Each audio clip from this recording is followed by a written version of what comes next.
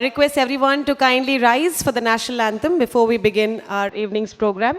Kindly rise.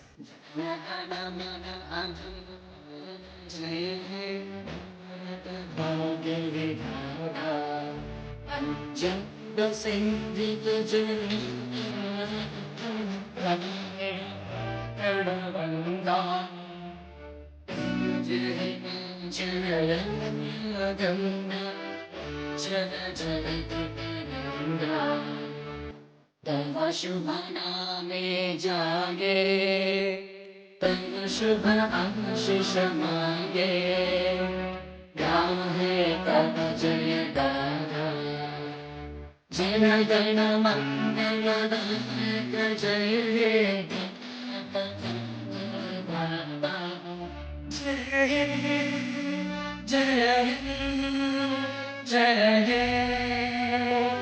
जय जय जय जय जय. Kindly be seated. Good morning. The BNI way. I, Saujanya Hegde, stand here with the privilege of being the president of the most elite and the largest chapter of BNI Mangalore Udupi region, BNI Inspire. Today makes another proud milestone of our chapter. BNI Inspire is now a 102-member chapter, having facilitated over 300 crores business, generated more than 5,000 elite visitors to our chapter, and created countless opportunities for growth. But beyond these, the remarkable numbers is what actually the greatest strength of BNI lies. We always say, inspire as a family that celebrates each other's success, stands by one another through challenges, and has built relationships that extend far beyond business. Today, Insight is a reflection of who we are, our values, our culture, our commitment to helping each other grow through philosophy of BNI, that is givers gain. As a president, I stand here as a representative of each of our members who have contributed to make this evening possible.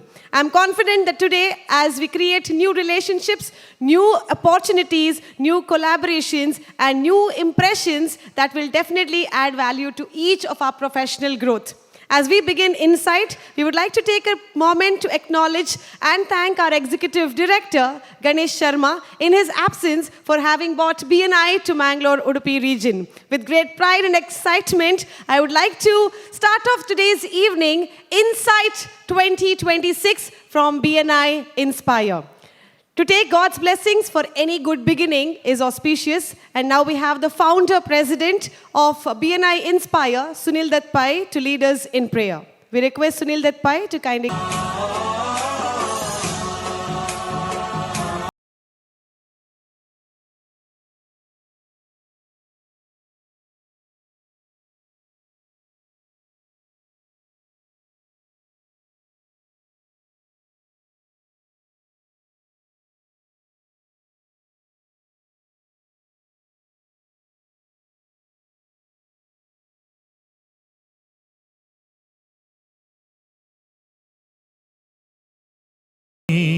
गजेशानाय बालचन्द्राय श्रीगणेशाय धीमहि एकदन्ताय वक्रतुण्डाय गौरीतनयाय धीमहि गजेशानाय बालचन्द्राय श्रीगणेशाय धीमहि श्रीगणेशाय धीमहि श्रीगणेशाय धीमहि. Thank you. Thank you, Sunil Dutt Pai. Well begun is half done. So, Vigna Vinashaknadanta Vigneshwara Smarista Sundarvadanta Karyakramada Prarambha. I would like to call upon the stage my co-anchor for this evening, the past president and a wonderful trainer, Mahesh Kamath, to join on the podium to take over the next proceedings of this evening. Over to Mahesh Kamath. Thank you, Saujanya. In the BNI style, can we have good morning? Come on, BNI Inspire. Can we have an energetic good morning? So guests must be wondering, good morning, yake andali. In BNI, our meetings happen early in the morning. So every time 52 weeks a year, this meeting happens in BNI. And every time we start with this energetic good morning. So for all the BNI members, it's always good morning. So anyways, good evening. Indeed, BNI Inspire, as Saujanya said, is the largest chapter in BNI Mangalore and almost vibrant in conducting these kind of industry connect programs in the last 5 years, starting with the CEO night in 2022, Biz Night for architects and engineers in 2023, Biz Night for HR and admins in 2024, and now this Insight with the theme of turning conversations into collaboration, sponsored by our own member Raghavendra Nelikate of Chair Studio, co-powered by Digital Planet, LED Zone, TechBind Concept, Everest Marble. To start the proceedings, may I now call upon the coordinators who have put up this show, and all this hard work for the last 2 months is now shaped into this particular Insight evening. May I now call upon Architect Chetan Kamath and Dr. Priyadarshini Rai onto the dais. Big round of applause, guys, to cheer these two people who have put this show. Also, the leadership team of BNI Inspired chapter, the current leadership team, led by my co-host, anchor, actor, trainer, and entrepreneur from Let's Party, Saujanya Hegde. We have the Vice President, Mr. Prasanna Kumar from Lifeline Pharmaceuticals, and Secretary Treasurer, Social Worker, Politician, and Corporator Kiran Kumar Kodikal from Kumar Interlocks to be on the stage for the inaugural event. Also, we have our chief guest who has come all the way from Bangalore, Director of MSME from DFO Bangalore, Shri Devraj sir. I request our past president, I request our past presidents to please escort the guest onto the stage. Thank you, sir.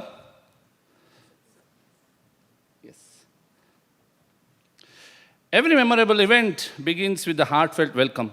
To formally welcome our distinguished guest and all those gathered here today, may I now invite Dr. Priyadarshini, who is the coordinator of the event, to deliver the welcome address. Good evening, ladies and gentlemen. A very warm welcome to each one of you to Insight, proudly presented by BNI Inspire. Our respected chief guest and keynote speaker, Shri Devraj K, Director, MSME Development and Facilitation Officer, Government of India, Bengaluru. Our distinguished panelists, our valued sponsors, BNI Director, presidents, visiting members, entrepreneurs, and all esteemed guests, welcome to this evening. They say, great business are built on great relationships. Every great relationship begins with a conversation. That is precisely the thought behind Insight, an evening dedicated to turning conversation into collaborations. Today, it's not about lengthy presentation, sales pitches. It's about bringing together accomplished leaders from diverse industry to exchange ideas, shape experience, and inspire meaningful partnerships. It is my privilege to extend a heartfelt welcome to our keynote speaker, Shri Devraj K. Sir. Your leadership in strengthening India's MSME ecosystem and empowering entrepreneurs is truly inspiring. We are honored by your presence and eagerly look forward to your keynote address. A very warm welcome to you, sir. I request the main sponsor of the event, Mr. Raghavendra Nelikate, to offer a bouquet to him. We are equally privileged to have outstanding panel of industry leaders with us today. From architecture and environment, we welcome Architect Supreet Alva, Mr. Vinodi R. Pinto, Architect Apeksha Nayak. From education and healthcare, we welcome Dr. Prashant Marlake, Dr. Grishma Vivek Alva, and Father Vincent Robert Krasta. From manufacturing industries, we welcome Mr. Ranjan Rajneesh Nayak, Mr. Manoj Srivastav, and Mr. Robin Jose. And from information technology, we welcome Mr. Namit Padmaraj, Mr. Kiran Karanki, and Mr. Dikshit Rai. Thank you all for accepting our invitation and for taking the time to share your knowledge and experience with us. Your insight will undoubtedly spark ideas, create opportunities, and inspire collaborations among everyone present here. A very special welcome to all our distinguished invitees, the leading entrepreneurs and business leaders of Mangaluru and Dakshina Kannada. Thank you for accepting our invitation and gracing this event with your presence. We truly value your participation and are delighted to have you with us this evening. I would also like to express my heartfelt gratitude to our sponsors whose generous support has made this event possible. No successful event is complete without the support of those who believe in its vision. We extend our sincere gratitude to our event sponsor, Chase Studio, represented by Mr. Raghavendra Nelikatte. Our appreciation also goes to our valid co-sponsors, LED Zone, Mr. Darshan Raikar, Tech Beyond Concept, Mr. Avinash Shetty, Digital Planet, Mr. Srikrit BP, Everest Marble and Stone Co., Mr. Nikesh Getia. Thank you for partnering with us and contributing to the success of this event. A heartfelt welcome to BNI Inspire leadership team, our event coordinators, volunteers, and every individual who has worked tirelessly behind the scene to make this event a reality. Your dedication and teamwork are truly appreciated. Friends, BNI has always believed in giver's gain. Tonight, let's take that philosophy to one step further. Listen with curiosity, speak with purpose, connect with sincerity, because the person sitting next to you may not just become your next client, but your next business partner, mentor, collaborator, or lifelong referral partner. As Helen Keller once said, alone we can do so little, together we can do so much. With that spirit of collaboration, innovation, and meaningful network, I once again welcome you all to Insight, turning conversation into collaborations. Have a wonderful evening, enjoy the discussion, build new relationships, and let tonight be the beginning of many successful collaboration. Thank you, one and all. Let's have the conversation begin. Thank you so much.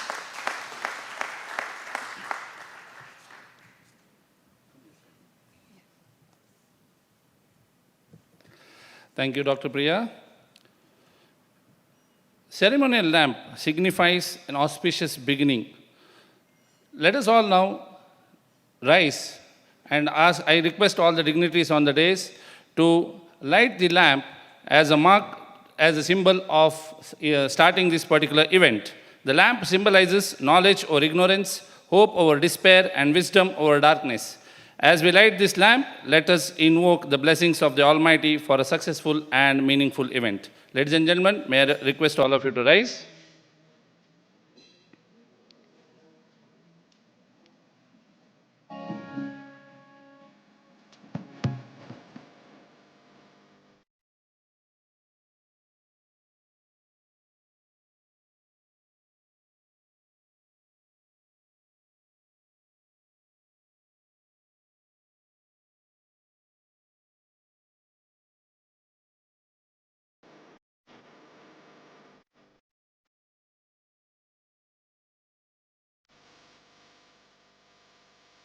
Also,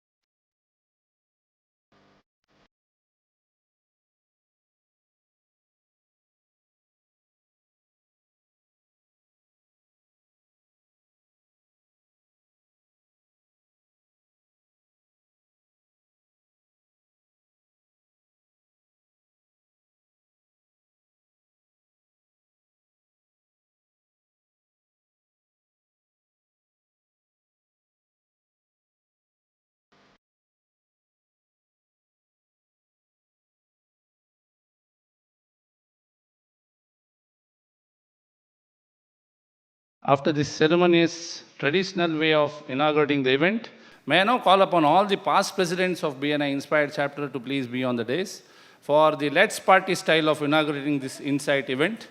Our president is from Let's Party, you all know that. So now we have a Let's Party style of inauguration for the event. Let's have all the past presidents who are present in the hall to be on the dais. Hope the dais is strong. So I request our chief guest, leadership team, and all the past presidents, the galaxy of past presidents of BNI Inspire, to declare this event open by the Let's Party style of inaugurating Insight 2026. Yes, I'm not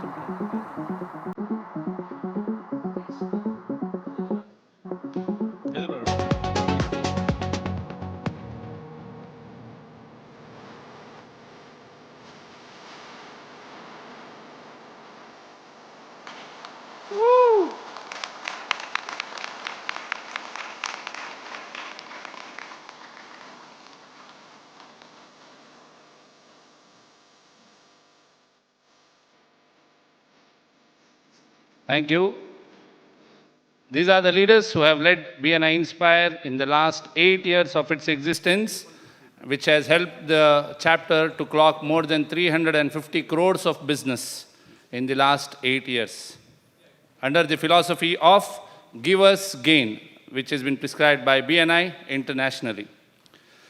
Now, it's time to understand the entire theme of Insight from the man who envisioned this particular concept, who creates dream homes, dream buildings, and now he has created this particular vision in this particular event called Insight.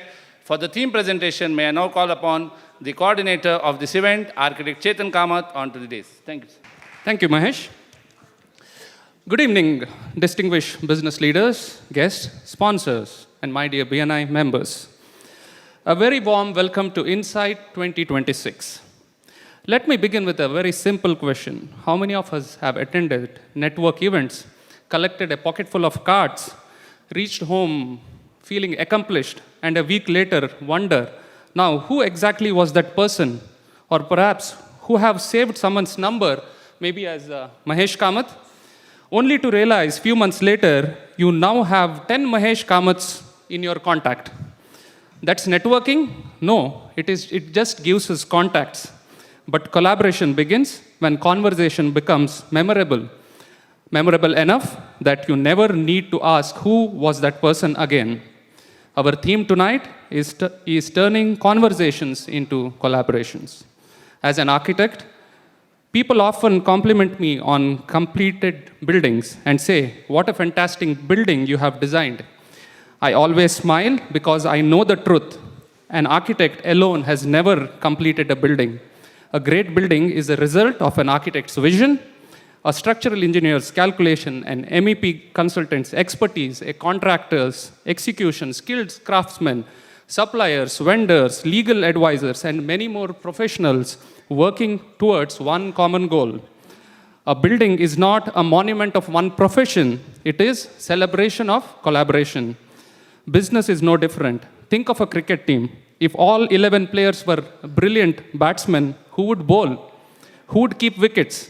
Who would take those fantastic catches at the boundary? A winning team is built on different strengths, working towards not on everyone doing the same thing. And that's exactly what BNI represents. Different professions, different expertise, one shared purpose to help each other grow. Tonight has therefore been designed differently. Instead of long speeches, we have 4 engaging panel discussions bringing together professionals from different sectors. Why panel discussions? Because the best business ideas are rarely born in monologues.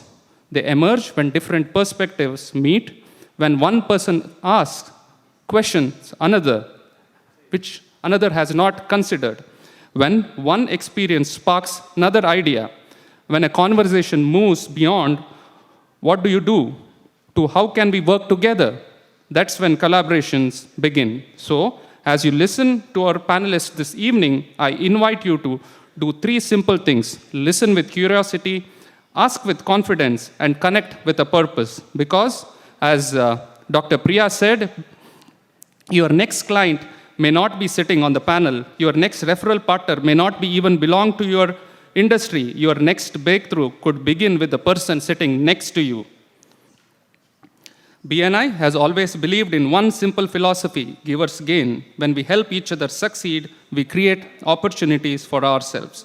So, let tonight be more than an event. Let it be the start of new partnership, new ideas, new friendships, and collaborations that continue long after we leave this hall. Together, let's transform conversations into collaborations. Thank you. Enjoy the panel discussions and have a wonderful evening. Thank you.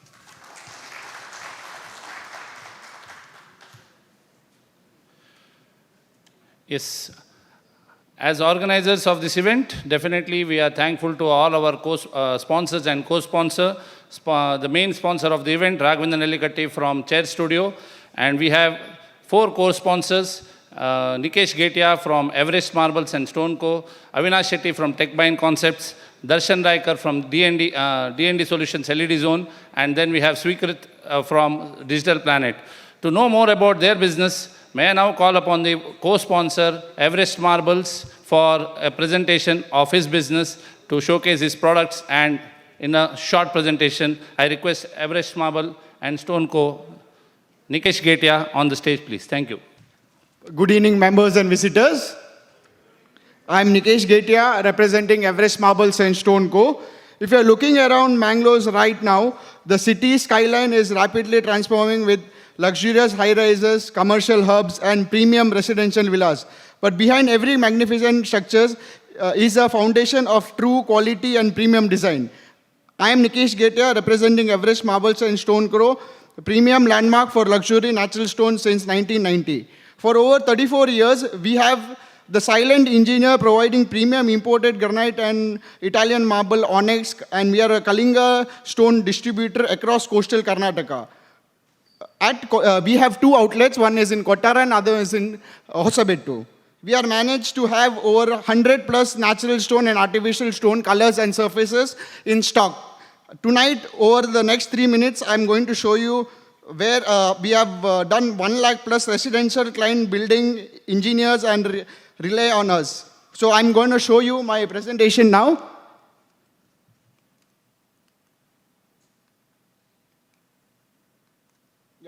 So this is Joe Saluka's building where we have used Italian marble on the countertop and on the floor.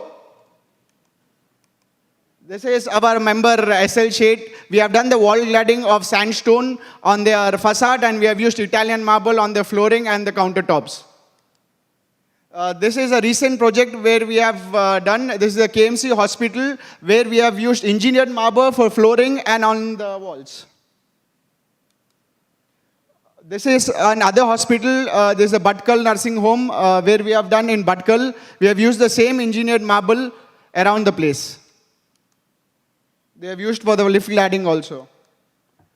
This is a recent site where I have done around 2,000 square feet of white marble and we have done an inlay work of brass and Italian marble combo to a Dr. Tumbe's house. And this is a resort project which we have done. We have supplied around 30 to 40,000 square feet of Italian marble. And you can see this resort. This is in Yarmal. The name is Peninsula Resorts.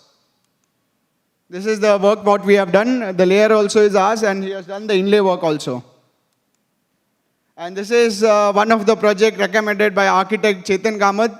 It's a AJ Grand and AJ Elite where we have supplied the materials. And this is a cafe. This is another cafe where we have done the flooring and the countertop works. And this is a luxurious washroom for one of my premium clients where he has used Italian marble on the floor, wall and on the counters. And this is a puja room where we have used Italian marble, Vietnam white on the floor and wall we have used onyx marble. And this is a quartzite where we have in stock in our outlet. This will cost you around 2,000 rupees per square feet. We can use it in kitchen, anywhere you can use it. This is a puja room done by us with the brass putties around and lacquerate granite around. And this is avocado quartzite, which is limited, and we have around 20 slabs with us in stock. And this is a Swarovski white onyx. This is used for your bar counter, your puja wall, your dining table, and other places. And this is a black leather finish granite, which is commonly used in all outdoor places, on the sit-out areas and other places. Even door frames can be made by this stone. This is a Toronto marble, which you can use for the TV unit wall, and you can give the design. You can make it with a lapatro texture or leather texture or any texture you like. This is a yellow sandstone used for your house facade. The whole facade can be done by this stone. This is a recent work which I have done in Bharat Mall, which was renovated by one of the architects. We have put cobblestone and cobble granite and tandoor stone along the whole parking area. And the same work we have done in the Land Trades Altura building. And this is a stone which is used for bigger areas, commercial buildings, easy to maintain, easy to clean. It's called Kota stone. You can repair the stone, you can polish it, you can do a lot of things in this. And you can use it indoor, outdoor, and different places you can use the stone. And I have the display done. You can see my display. We have a stall there. Yeah, so thank you so much. And we are building your legacy space. Do not settle for the baseline. Climb to the peak of premium elegance with Everest Marbles and Stone Co. Once again, I'm Nikesh Getia, representing Everest Marbles and Stone Co. Thank you.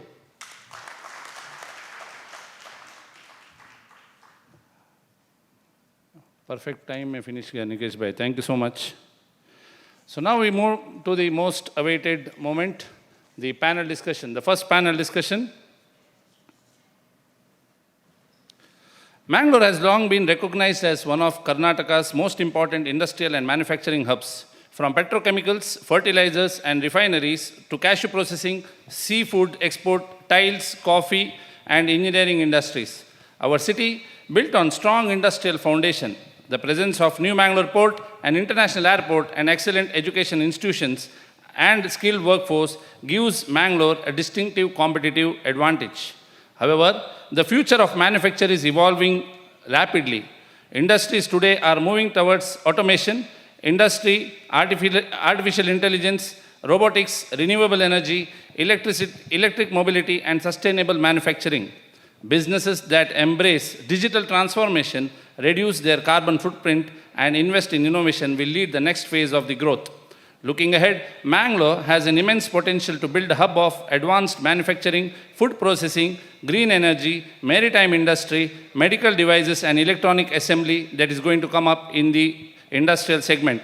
Collaboration between the industries, education institutions, startups, and government agencies will be the key to unlocking the potential. And how to do that, we are going to have a panel discussion of manufacturing and industries as the first part of our this Insight 2026. To start, I would like to invite the moderator for the panel discussion one. Before that, definitely an introduction of our moderator, Raghavendra Nellikate of Chair Studio, who is also our main sponsor for the event. Raghavendra Nellikate was born in Nellikate, Kundapur Taluk, and completed his schooling at Ramakrishna Mission, Mangalore, followed by a postgraduate diploma in business management.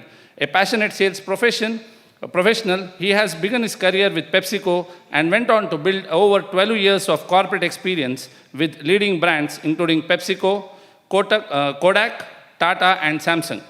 In 2014, he founded Chair Studio, which has grown into coastal Karnataka's trusted providers of office, institutional, modular, public seating, auditorium, and outdoor furniture solutions. The chairs you are seeing on the stage is also from Chair Studio. Raghavendra is married to Mukambika, and they are blessed with two kids, Adyut and Akanksha. Known for his customer-first approach and entrepreneurial spirit, his vision to make Chair Studio a nationally recognized brand delivering world-class furniture and workspace solutions across India.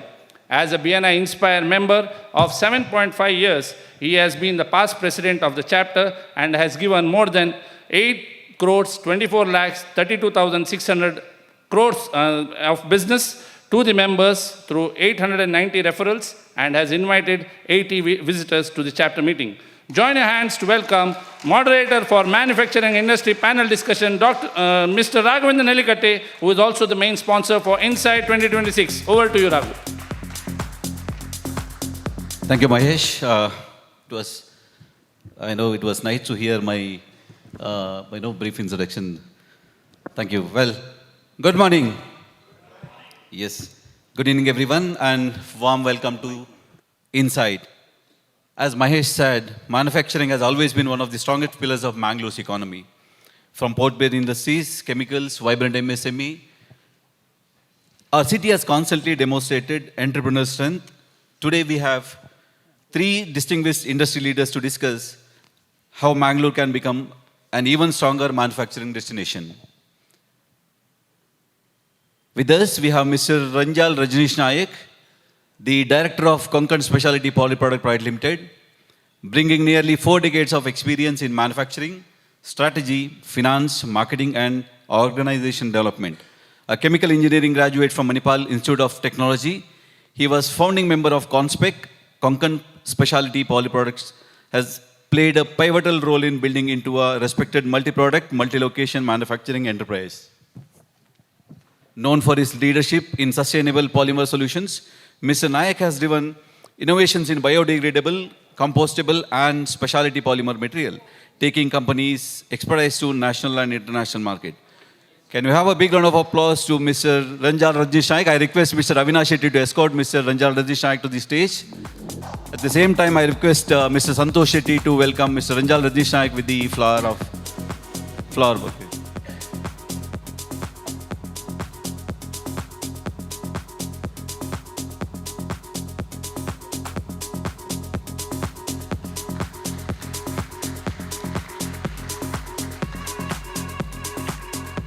Welcome, sir.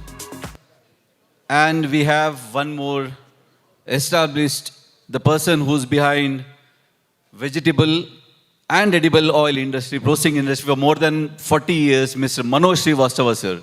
He graduated his Bachelor of Technology in 1986 and began distinguished career as a shift in charge, steadily progressing through leadership roles across leading organizations.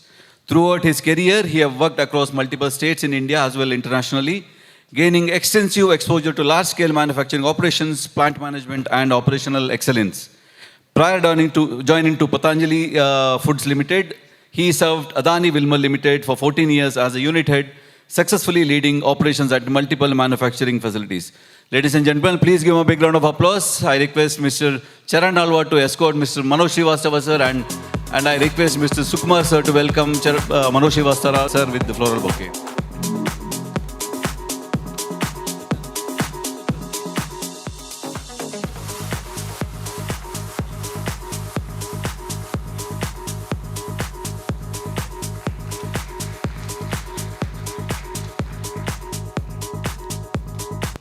And we have our third panelist for the day, a young and energetic Mr. Robin Jose. He is the Managing Director and co-founder of SR Propellers Private Limited, a leading manufacturer of marine propellers and accessories based in Mangalore. An electronics and instrumentation engineering graduate from FISAT Kochi, Robin began his career with a Federal Bank where he served for 6 years, rising to the position of branch manager before venturing into entrepreneurship. In 2014, he co-founded SR Propellers with the vision to build world-class marine engineering company.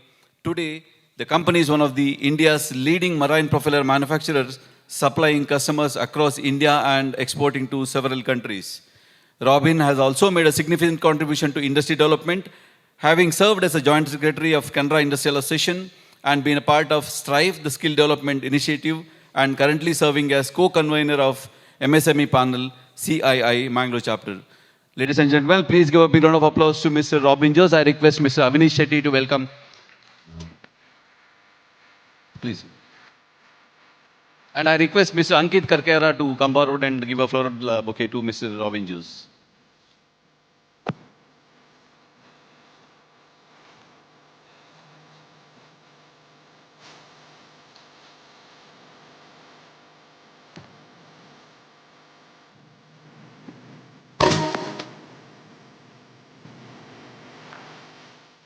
Thank you.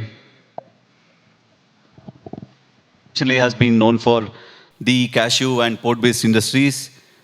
And I request Mr. Ranjal Rajneesh Naik to enlighten us that what should be the next chapter in Mangalore industrial story? Like what plans, like how Mangalore is going to shape up? Would like you to show some light on that. Has taken shape in Mangalore and everybody is focused on it, and there is a wonderful direction in which it is headed.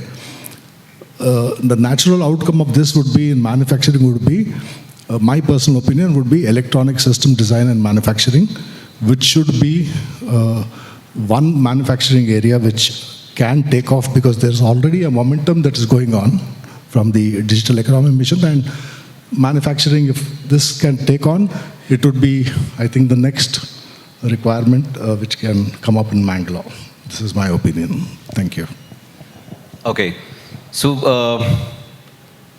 I request, because sir has already spoken about the engineering aspect and the instrumentation aspect. So I request Mr. Robin Jose, Mangalore produces outstanding engineering talent. So to contra what Rajneesh sir said, why many young professionals leaving, and how can we, the industry, retain them? Thank you for having me in this show. I think for students or that students community, once they finish their studies, they will have their aspirations to go into a bigger city or a bigger company. So definitely that is there, we cannot stop it. So that will be there for the students. So it is up to the companies or industries in Mangalore as a whole to grow up to that, so that every student has their dream to have a good package, remuneration, and doing innovative job, or even having some challenging stuff.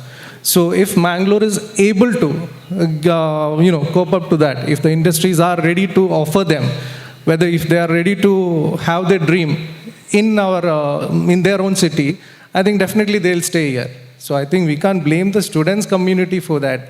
Of course there is, but still now I think many students they are staying in Mangalore especially in IT and all. Or even if you see about medical industry as a whole, many of our nearby state professionals are coming to Mangalore to settle here, have a career here. So similarly, I think industries as a whole, this is our responsibility.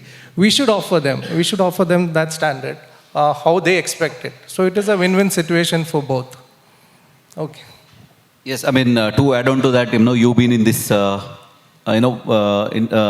been an young and energetic entrepreneur, started this propeller manufacturer in Mangalore. Yes. Just enlighten us, like, what made you to, get into this line, and what are your thought process behind this, getting into these manufacturing segments? I think, first of all, it was my father, when I discussed that after my engineering, that I wanted to do something of my own. So he told me one thing, like, you can start something, but it should be a unique product. And also it should be from manufacturing. So now when I look back, I know what my dad told us, like, it was a very, way of just negating that point, that you're not going to do business, because it's very difficult. So it was my cousin, he's there today. It was a cousin, we were in Mumbai for a long time. So he was working in one propeller industry. So from there, even when he came home and we started discussing about it, maybe over a beer. So from there we thought, okay, this is the way we should think. And it met my dad's condition also. It's a unique product. And also it is into manufacturing sector. So from there, well, of course, we didn't start it overnight. It took another 5-6 years for the planning and all. So that's how we started it. And for the last 14 years, it is going good. So we are also having good client base. Everything is going good. Yes. Yes. And my next question is to Mr. Manoj Srivastava, sir. Mangalore has an advantage of major port, airport, and the railways, national highway. Are we fully leveraging these strengths, or do critical gaps still remain? Yes. Good evening, everyone. This being a coastal city, it is a privilege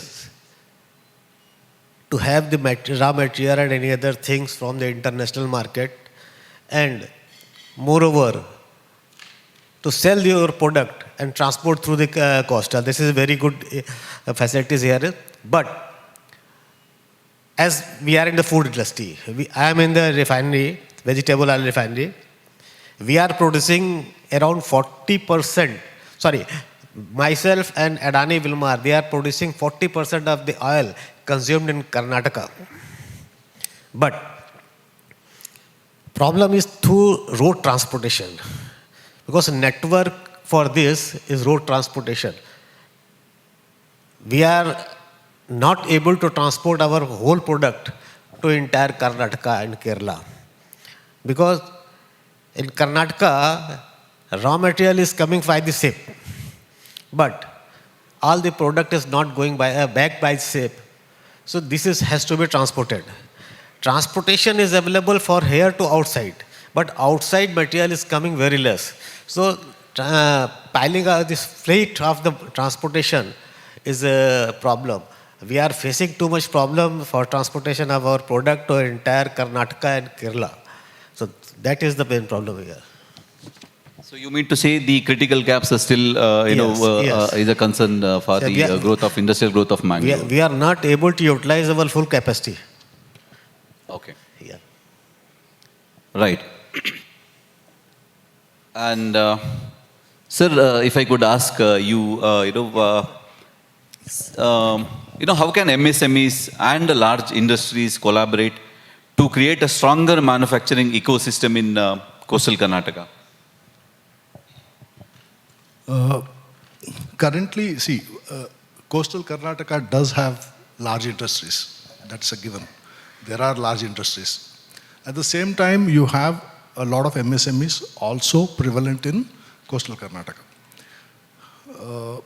Now again, the definition of MSME, there are, it's micro, small, medium enterprises, each having their own defined turnovers. I personally feel that the large industry is prevalent, like Mr. Srivastava is here. Every large industry has a requirement or a qualification for a vendor. On the other side, you have MSMEs with their own individual skill sets and their different, whatever they can offer. A wonderful thing to do would be, I think, take a repository of the entire MSME, and I'm sure the MSME department has got, and we already have this data, where what is that we can offer to the large industries. Understand the qualifications required by the large industry, because they work on very stringent qualifications, and probably we might have to create a task force. Of course, I know that various industry associations are working, but probably they are working in silos. We probably need to converge together, create a task force, specific task force, have a repository of the MSMEs, understand what is their individual capability, capacity, turnovers, qualifications, take from the large industries this, probably match them, see if there's a gap. And this task force, if at all, we can probably get the MSMEs to match the requirements of the large industries. I'm very sure an operational head like Mr. Srivastava, if he can get MSMEs in the coastal Karnataka district to service some of their requirements, which probably they are getting it from outside, it will be a frictionless exercise for him to run his plant. So this is an area I think BNI can probably involve and get together people, get together the associations, and probably be a pivot for enabling this whole thing. This is my opinion.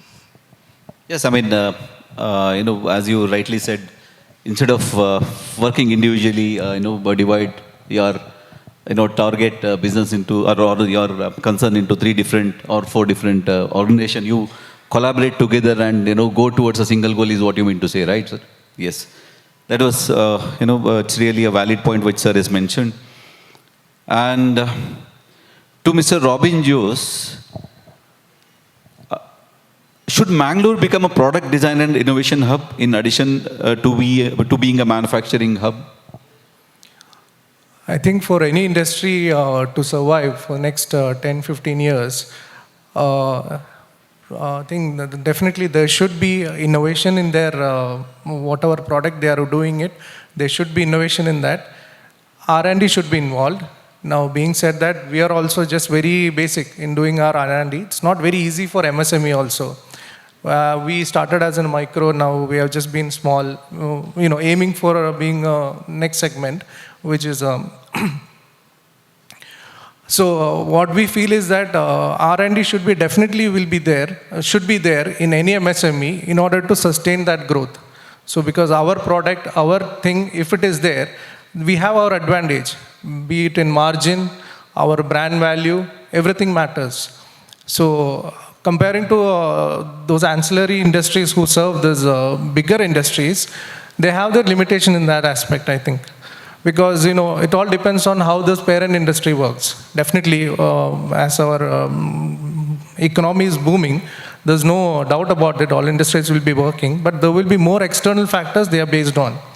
But a company or an MSME which really focus on this product design and innovation, they have a huge chance to have better prospects in the coming days. Yes. And since you've been with KCCI and you've been with CII, any initiatives has been taken to propose an innovation hub, or any initiatives from your side which has been proposed or? I think the first thing is that what we are having is for whether it's CII or even for our Canara Industrial Association also, that industry academia, it's progressing. So whatever we have in for even for few of our issues also, we have discussed with NITK, we have discussed with NITE. So all those things are happening. So they are doing, but things are slow. Doesn't happen, it takes time. But we can, there is a medium in which through CI I took up with Manipal, with NITE and all our issues, which they are discussing. Their professors have visited our company. They discuss all these things. So now, since we don't have a R&D setup in our company, we are utilizing this academia for this purpose. Yes. And to Manoj Srivastava, sir, the which manufacturing segment has the greatest untapped potential from Mangalore over next decade, sir, in your opinion? As a Mangaloreans are foodie. Food outlets is a very good business in coming days. If you see, Zomato, Swiggy is flourishing only due to food. Habit of the food. Though doctors are saying use less oil, but they are going for the outing and having the foods, rich foods there. So food industry is going to flourish in next decade. Yes, and to go one level further, I would request Mr. Rajnish sir to enlighten us, like what should be Mangalore's manufacturing ecosystem looks like in 2035, another 10 years from now, or than that. The manufacturing ecosystem 10 years down the line, first is, yes, its ecosystem for manufacturing always will be an excellent supply chain network. It should be very, very matured. Tier 2, Tier 3 vendors. Then talent, I'm sure Mangalore is fantastic. I think we've got wonderful talent. There is no doubt about that. Then comes the transportation network. So if transportation network and the supply chain maturity comes in, 2035 can be a wonderful goal, commencing with the Indian biggies who are here in coastal Karnataka. If we create a model and then move towards the global requirements, or if at all we can get global people down, of course, I would be very interested to hear I've heard about the panelists who are here, who are representing the leadership from the global companies. They've come here.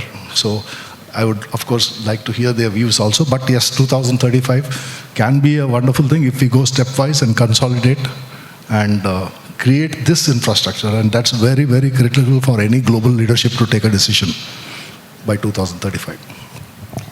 Yes. One or two quick questions from the audience, if anyone wants to have any clarification on this manufacturing segment or any Any questions from the audience? All right. So I have a question since I've been a member of BNI. If you had one recommendation to BNI members who own or aspire to build a manufacturing business in Mangalore, what would it be? Anyone in the panel? I would say think big. Which one's it? Think big. Think big. Okay. Think big. Work hard. Be dedicated. Be disciplined. Any one recommendation from your side? I would say think big. Okay. Do anything and think big and do whatever you can achieve. Yes. Never. There's. I'm very sure that if you think big and work with a disciplined approach, you can make it wherever you wish to want to be. Yes, now I ask the same question to Robin. Any recommendation for the BNI members who want to set up a manufacturing business, and what is your recommendation on that? I think our port is growing very well. So any port-based activity is an easy entrant also for business. Maybe you may have investment, but I think that business will be anyway booming for the next few years. As Sir said, there are some issues now regarding the connectivity and all, but at least we are having government is also taking few measures. Connectivity is getting better. So this port can have businesses from Bangalore level also. Now Bangalore business is going to Chennai and Tamil Nadu ports. So there is a huge growth for port in the coming days. So any port-based activity or any businesses related to it, even warehouses, everything, by commodity rates are also going like anything because of that. So those are a key aspect, and any business related to port can be a good one for anyone. Thank you. We have Mahesh with us. He has a question to the panelists. Yes, to all the panelists, because we are talking about manufacturing and industries, how do you see AI influence the manufacturing sector, and whether it's going to create more opportunities or it is going to create a disruption? This definitely AI will be a big tool for the manufacturing industry in coming days. With the help of AI, your product quality can be precise. You can do with the use of AI sensors, predictive management, predictive maintenance. With predictive maintenance, you can reduce your maintenance cost, though that will go off the production cost also will be reduced. So coming days, AI will play a very big role in manufacturing industry. I'll just add to it. Any owner will be happy to have AI because AI always assesses the owner. Maybe the employees level can come down a bit, especially in IT and all we have seen. Even manufacturing, I don't know to what extent. But it is up to us to how smartly we implement it. It's not an easy task. If we are out for the next 5 years, if we don't take AI into our line of production, maybe we will be out of the event. So maybe a better player can come. So we should be smart enough in the coming days to make use of AI. Rajin sir, your thoughts on this? For me, AI, first is as human beings, our cognitive skills. I would like everyone to retain our cognitive abilities. We should not be dependent on AI. We should try our best to utilize AI as business people. We should challenge it. I would say we should use it as a sounding board. Whatever our thinking, whether AI is able to tell us whether we are on the right track. I think I would challenge AI rather than use AI and tell me, give me a direction in which I should go. No, I will not do it. My cognitive skills I will retain. I'm going to challenge AI, use it as a sounding board, and probably that's the new term, metacognitive skills is what I think we should use. And these skill sets will really help. There are a lot of people who can generate these skill sets. So when it comes to jobs, I'm sure the skill sets always can be learned and it can take a different direction. So I would use AI for challenging for business decisions. But however, my cognitive skills I would like to retain. Thank you. Thank you. And to the information of audience, the 99% of the outdoor stadium seats are getting manufactured by using Ranjan sir's the byproducts, which is all the shell seeds are getting manufactured by using Conspex products. Well, gentlemen, thank you so much for sharing your insights. Today's discussion has highlighted that Mangalore has a talent, infrastructure and entrepreneurial spirit to become one of the India's leading manufacturing ecosystems. So networking like BNI to work together, turn that vision into reality. Thank you all for joining us today. Thank you. Yes, panelist and moderator, please stay back, sir. Please stay back as I call upon co-sponsor Everest Marbles and Stone Co. Nikesh Getia and coordinator of the event Dr. Priyadarshini to please be on stage along with our president Saujanya Hegde to hand over the mementos to the panelist as well as the moderator.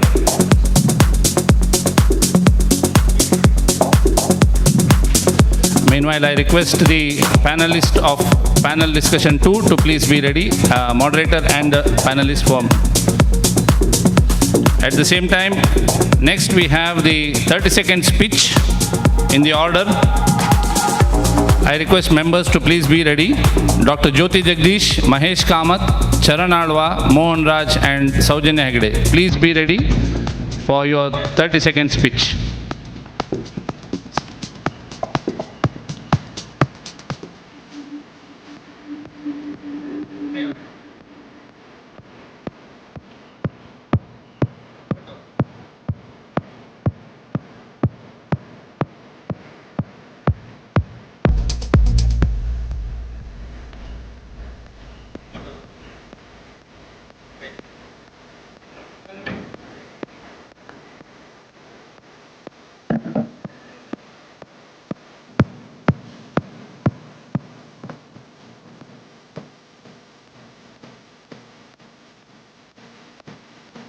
Please be ready backstage for your 30-second speech. Big round of applause for the panel 1.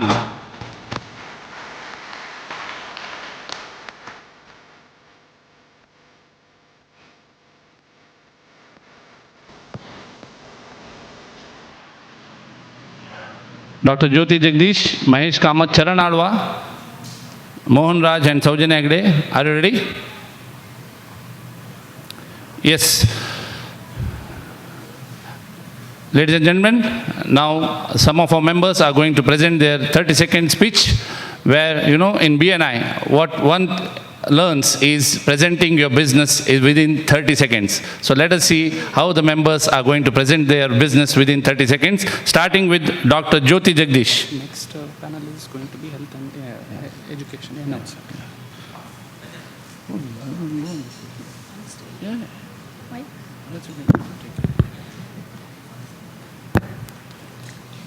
Good morning, good evening BNI members and guests. I am Dr. Jyoti Jagdish, Director, Spurti Medical Academy. Every year, thousands of NEET and CET aspirants lose deserving medical seats, not because of low ranks, but because of mistakes during counseling. We guide students through the complete NEET and CET counseling process, from choice filling to securing best possible medical, dental, allied health science seat based on their rank and category. I'm looking for introductions to PU college principals, school managements, coaching centers, and parents of NEET aspirants. Remember, a better counseling decision can change a student's future. Thank you. I am Jyoti Jagdish under the category of CET NEET counselor.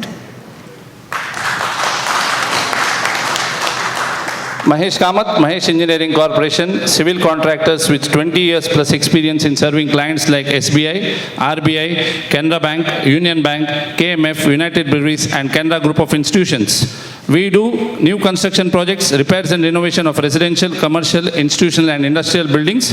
Currently, we are constructing a 16,000 square feet clubhouse at Suratkal, 10,000 square feet of hostel building in Deralagatte, and along with other 10 renovation and retrofit projects across Mangalore and other parts of Karnataka. I am looking for collaboration with institutions, architects and engineers for construction project. Once again, this is Mahesh Kamath representing Mahesh Engineering Corporation. We engineer your dreams on the beams. Thank you so much.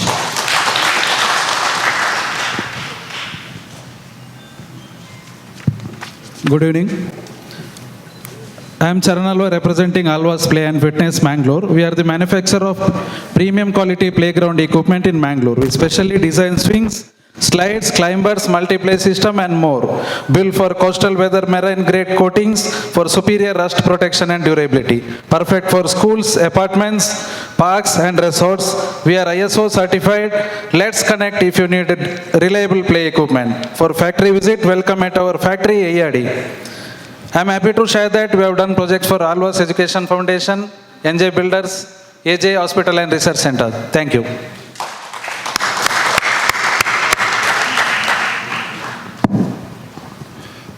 Yes, it's Mohan Raj from Bright Globe.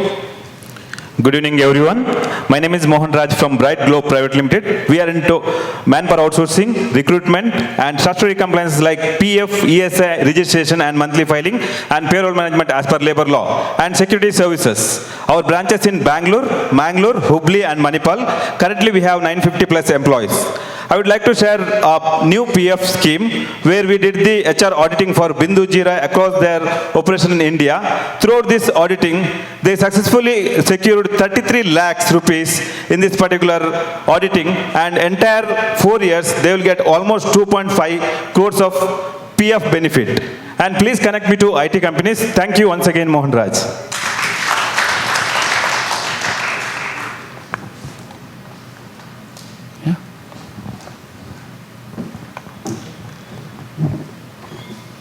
Good morning, everyone. This is Saujanya Hegde from Let's Party, the event planner from BNI Inspire. At Let's Party, we cater to every celebration from weddings to birthdays, but grand corporate events are what we would focus today. We just don't create events, we also brand the experiences. We are the only few partners who have an in-house balloon printing machine offering branded custom balloons and also advertising balloons to keep your brand standing out. From broadcast, product launches, conferences, experiences, and annual meets, we complete corporate event execution. We provide end-to-end event planning and management. In fact, what you see around today is a glimpse of what Let's Party and our team can deliver. Once again, this is Saujanya Hegde. If you want an event planner to make your corporate events wonderful and wow, this is where you connect. Saujanya Hegde from Let's Party, BNI Inspire. Thank you, gentlemen, for that 30-second speech of all the members, the first 5. Meanwhile, we would like to recognize the presence of architect Anirudh from Projectile Infra. At the same time, I request the LVH team to hand over a rose to all the guests. Guests, I request you to please rise and recognize yourself. Mr. Anirudh, Avalon Pinto from Paradise Properties, Dr. Ashwini Shetty, Directorate of Extension and Outreach Activities, Yenapoya, Dr. Sudeep of Corizon, Dr. Subhash Malli of MSME, Mr. Edwin from Manipal Hospitals, be ready backstage, and also the team of moderator for education and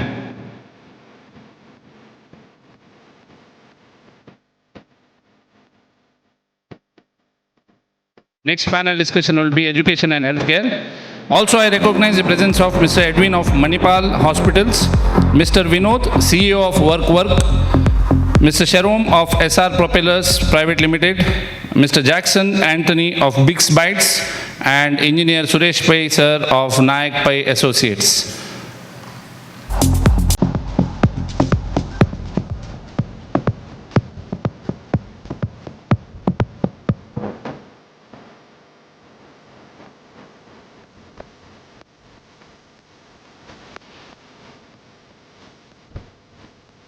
Thank you for gracing this occasion. Your presence is most valuable and appreciated by all the members of BNI Inspired Chapter, and we are indebted for your presence in this event of Insight 2026. Moving on to the next part. As you all know, Mangalore has earned a strong reputation as one of the South India's leading destinations for education and healthcare. Renowned institutions like NMA MIT, NITK, Yenapoya, Father Muller's, KMC, AJ Institute, and many others have attracted students and patients from across India and abroad. These sectors have not only enhanced the city's reputation, but also become major contributors to our economy. Looking ahead, the future lies in technology-enabled education and healthcare, artificial intelligence, virtual learning, skill-based education, telemedicine, robotic surgery, precision medicine, and digital health records are transforming the way we learn and deliver care. At the same time, there is a growing demand for interdisciplinary education, research, innovation, and industry collaboration to prepare students for their global careers. Mangalore has all ingredients to become a national hub for medical tourism, healthcare innovation, research, higher education, startup incubation. By strengthening the partnership between the education institution, hospital, industries, and government, we can create an ecosystem not only nurtures talent but also drives economic growth and improves quality of life of Mangaloreans. Let us now invite the panelist and the moderator who will take us to the journey of how we can, medical and the healthcare can see the future in Mangalore. Before that, I would like to introduce the moderator, Dr. Guru Tej of Wisdom Education. It's my privilege to introduce Dr. Guru Tej, the co-founder of and Chief Academic Officer of Wisdom Education, a distinguished institution committed to empowering students with world-class higher education opportunities. With extensive expertise in international education, Dr. Guru Tej has guided countless students in identifying the right academic pathway, securing admissions in prestigious universities across the globe, and obtaining merit-based scholarships. His deep understanding of global education system, university admission, and scholarship opportunities had made him a trusted mentor for students aspiring to pursue higher education abroad. At Wisdom Education, Dr. Guru Tej serves as a driving force behind the academic counseling and strategic students' guidance. Whether it is choosing the right course, right university, selecting the idea, navigating the admission process, or maximizing scholarship opportunities, he is the go-to expert for all the aspects of international higher education. As BNI Inspire member, he has given 6 crores 3 lakhs 69,479 rupees of business to his fellow members in his last 4.5 years journey in BNI Inspire through 530 referrals and has invited 120 visitors to the chapter. Ladies and gentlemen, join your hands to extend a warm welcome to Dr. Guru Tej, moderator for Education and Healthcare panel discussion. Over to Dr. It's a privilege for me to be here on the stage and a privilege more to be welcoming our panel guests. Let me start with Dr. Prashant Mala. Sir, would you please join us? Medical Director at AJ Hospital, Senior Urologist with over 23 years of experience and leading medical practitioner that thousands look up to. A strong proponent about health is wealth and dreams to build Mangalore as a hub for medical tourism. We will have a lot of questions to Dr. Mala about medical tourism. I would request Dr. Jyoti Jagdish to please come and welcome Dr. Mala.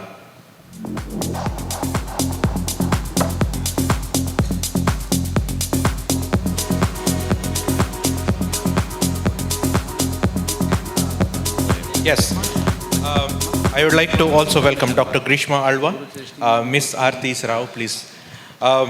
Administrator of Alva's Pharmacy. She efficiently manages the production and storage of Ayurvedic medicines. She is also the coordinator of Saksham, a women's organization under Alva's group of institutions, with a strong commitment to holistic and preventive healthcare. She strives to integrate natural medicine and wellness into mainstream living. A rank holder and awardee of many awards. Very welcome, ma'am. Miss Aarti will be invited.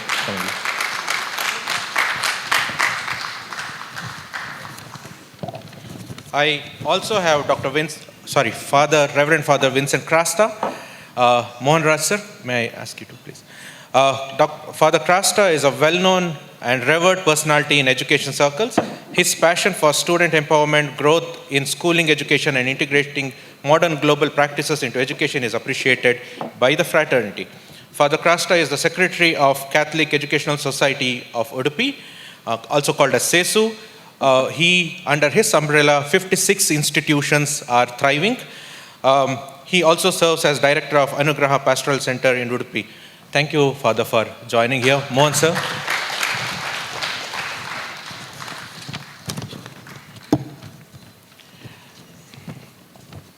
Please. So, well, Mangalore is known as a education hub and healthcare hub. So I will directly start with Dr. Mala. Sir, you are among the leading healthcare entrepreneurs in the city, well known in the state and national level.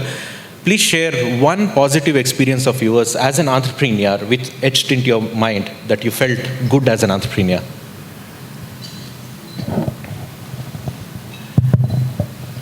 Good evening, everyone.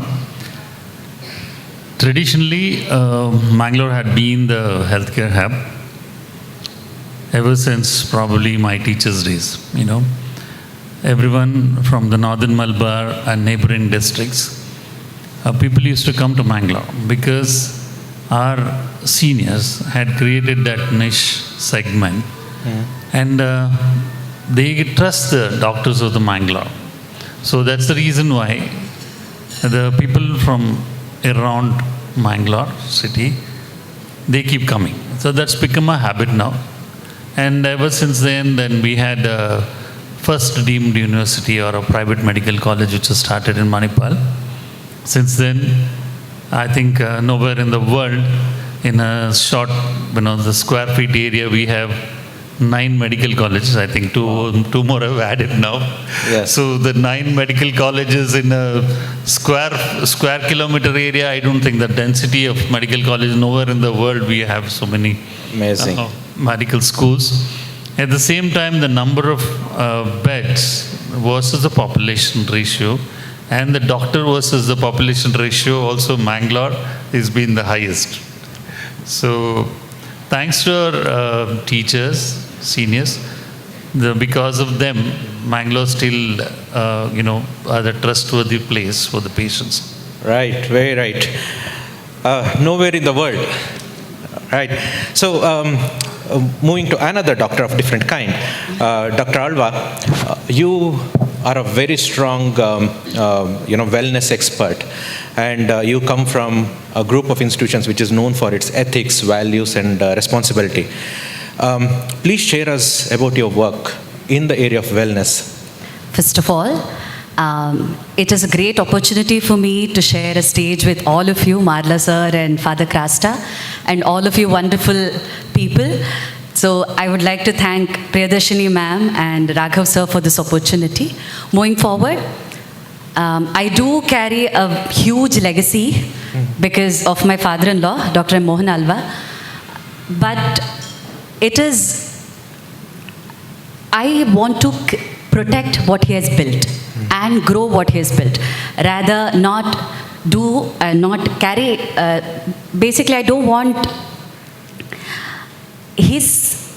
whatever he has done is his legacy unique to himself. Right, sure. So we want to build that, grow that, and protect that. If you even take a tour of Alva's institutions or Alva's campus, you will know that it is very well designed in such a way that it improves a person's personality. So it is not just about producing students. We have around 22,000 students. We have 5,000 staffs who are working with us. It's not just about bringing numbers, rather adding value to each of those students. Because we've all grown up with this one idea that Jack of all, master of none, right? But the next part is something that we often miss out, and that is Jack of all, master of none, but oftentimes better than one. So like our investments, we have to have a diversified portfolio. Similarly, even our personality has to grow. So Alva strives in exceptional abilities as well as rooted in culture. So we are working towards protecting and developing our cultural roots, such as be it in the cultural aspect, Bharatanatyam, yoga, and other things as well. And also when you talk about students and how wellness is incorporated, like you said in my profile, I run this organization called Sakshama in Alvas, which we are a group of 350 ladies, like-minded ladies. And aptly now it is renamed PCOD as PMOS, which is polyendocrine metabolic ovarian syndrome. So it is not just the woman's issue or not just a hormonal issue, rather a metabolic issue.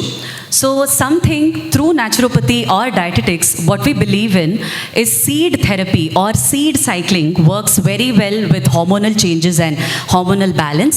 So we've made it through Sakshama that seed packets of these things are available in our entire campus.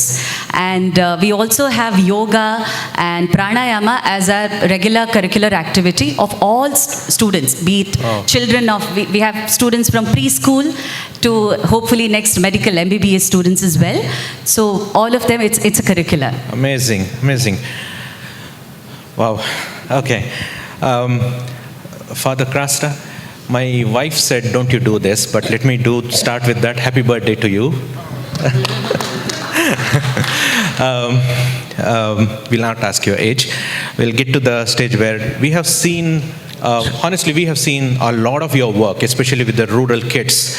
With 56 institutions and most of them in rural areas, you are striving very hard to uplift rural children. And your personality is very much known across the circles, especially Udupi circles.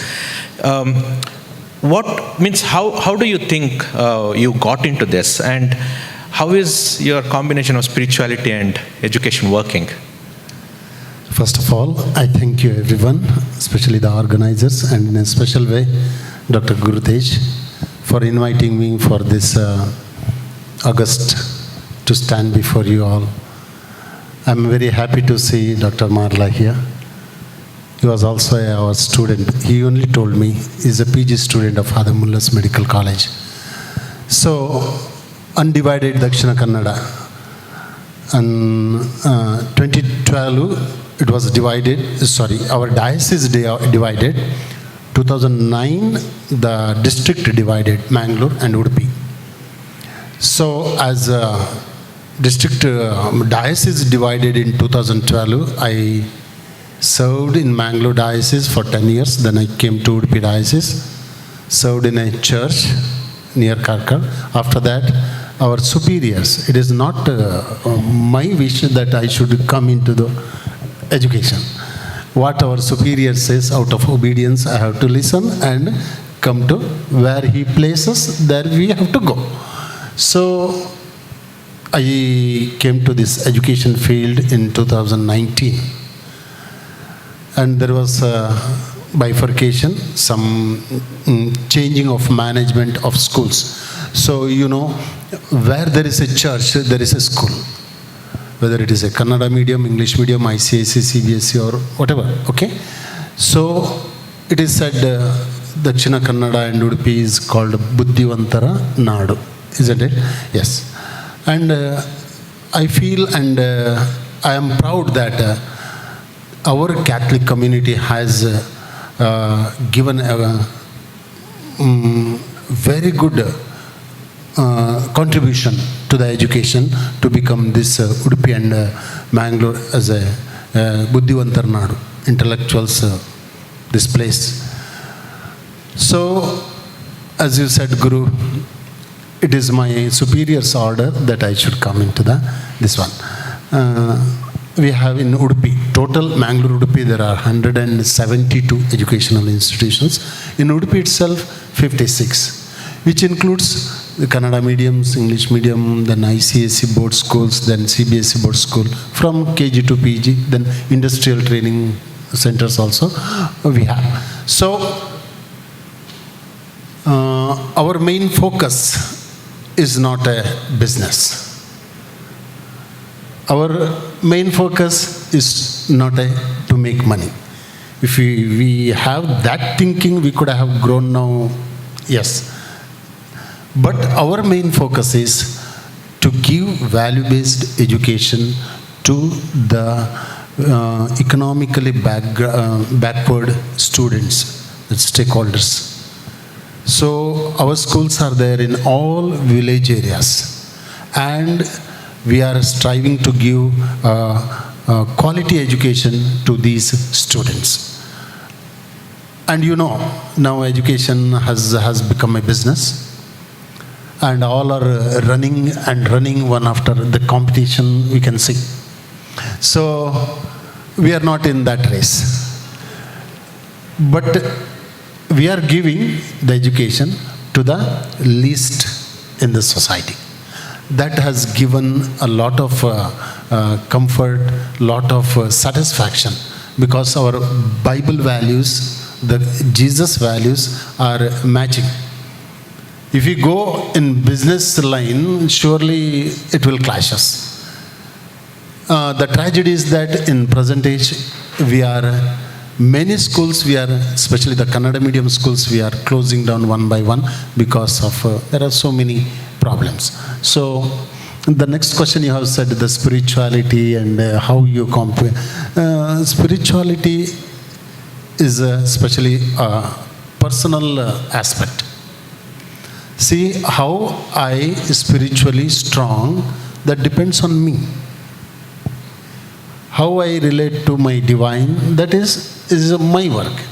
So this giving education, it helps me to grow more and more in my spiritual life, to give value education, give some quality education, and especially those who are neglected and the marginalized. Okay?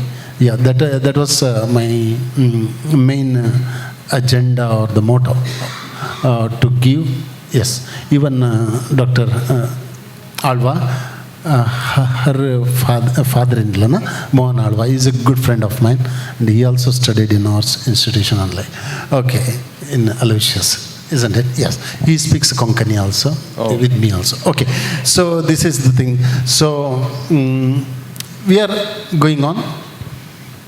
The parents, the stakeholders, they have got a confidence in us. Still, though we have seen in our outside world at present the community is dividing and dividing, still there are people coming to our school and getting quality education. Thank you, Father. Very nice. Before we go forward, thank you very much for the insights, all three of you. Let me come to Dr. Marla very quickly. Sir, you are very strongly propagating for medical tourism, especially in the Mangalore region. With 9+ medical centers and the doctors to population ratio, I think Mangalore is ready for such an influx of potential patients. Your take on it, sir? Yes, as I told you, 9 medical schools for about a population of 7 to 8 lakh. Wow. It is not enough, since we need more business. And when we have so many eminent doctors and healthcare professionals, and when we have world-class facilities in Mangalore, it's better that, we get patients from outside so that the tourism develops. Right. Traditionally, Mangalore had been a tourism center for religious tourism. So all the religious places, people used to come from outside and visit. But what had happened is there are industries which are there in Mangalore, we know that everywhere Mangalore tile is world over known as Mangalore tile. Right. But where is the Mangalore tile now? It is not there. It has died off. True. We have certain businesses which are there still now. Cashew industries are there. We have to collaborate with each other. We have to develop Mangalore as a whole. It cannot be healthcare destination alone. Right. So if we can pitch everywhere, saying that the Mangalore industries, cuisine, healthcare, education, everything, then it is going to improve. I was very optimistic. The same hall last week also I was telling, CIA conference. Right. 20 years, 25 years back when we started the institution, I was very optimistic. Someday we will click and make Mangalore as a healthcare destination. But we alone, the institutions and the directors or the owners of the institution, cannot make it happen. We need a support from everyone. Yes. I feel bad to say Karnataka has only one international airport, Bangalore. Very true. Bangalore is not. Kerala has got 4. Tamil Nadu has got a couple of international airports. So the only gateway to attract people to Bangalore is an international airport. We don't even have an international airport. No foreign carriers land. And I've been fighting with our MLAs and MPs for forget about the airport. We don't even have a proper road from the airport to Bangalore. Wow. So first we need to develop our infrastructure. In healthcare institutions, everyone has wonderful infrastructures. We have state-of-art equipments which are available in probably the best of the best hospitals in worldwide. We have expert technicians and of course doctors and the paramedical staff world over. They want Indian doctors and paramedical staff. We have all those things. Very true. Capabilities are there, but it has to be nurtured by the teamwork of everyone. So now that optimism, I've become a pessimistic now. So I really don't know whether it is going to pick up. So we've been speaking about this probably in the CII and Canada Chamber of Commerce, and on my own small capacity took it up to everywhere, but I don't think it is happening. No, sir, you are a spark, and it is going to happen one day or the other for sure. Continuing with the same thing, Dr. Grishma is a very strong proponent of wellness in human beings. I believe, like sir's propagation about medical Mangalore, just like Mangalore tiles, maybe wellness Mangalore is also on the cards. Absolutely. Because wellness itself is a $6.8 trillion industry Wow. worldwide. In India, India alone, it's $150-160 billion market share. And out of that, 40% or something is food and beverages, and 10% is wellness programs such as naturopathy and wellness centers and things like that. In that, again, that $160 billion market share, 50%, almost 50% is southern part of India, South India. We are covering all of those wellness centers. One more thing that I'd like to mention here is that with the rise of social media, AI and all the IT parts, there's a lot of good information, right information, and along with that some misinformations also spread. So many people become online gurus, many people easily become healthcare professionals, many people easily become dietitians or psychologists. Right. So I feel as a naturopathy doctor that all these advices have to come from a credible source. We are the land of Ayurveda, and I guess nobody can do it better than us, Ayurveda as well as yoga. So I feel naturopathy, integrated Ayurveda, homeopathy, Siddha, Unani, all Ayush systems in wellness is a huge potential.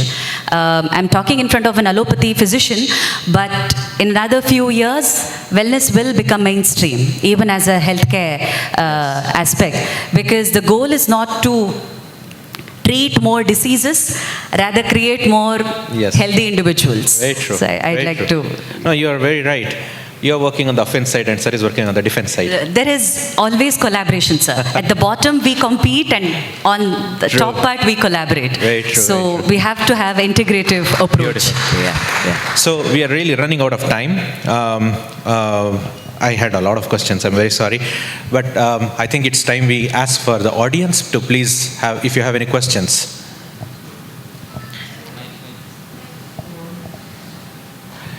Yeah, in BNI we have somebody called as mic runner. So today our president is our mic runner.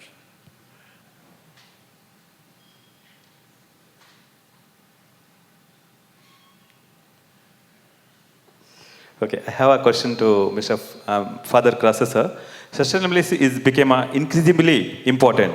How can healthcare institution and education campus work together to promote the green healthcare and better waste management? Very quickly, let the answers be please 30 seconds. Did you understand the question, Father? Yes. Yes, please.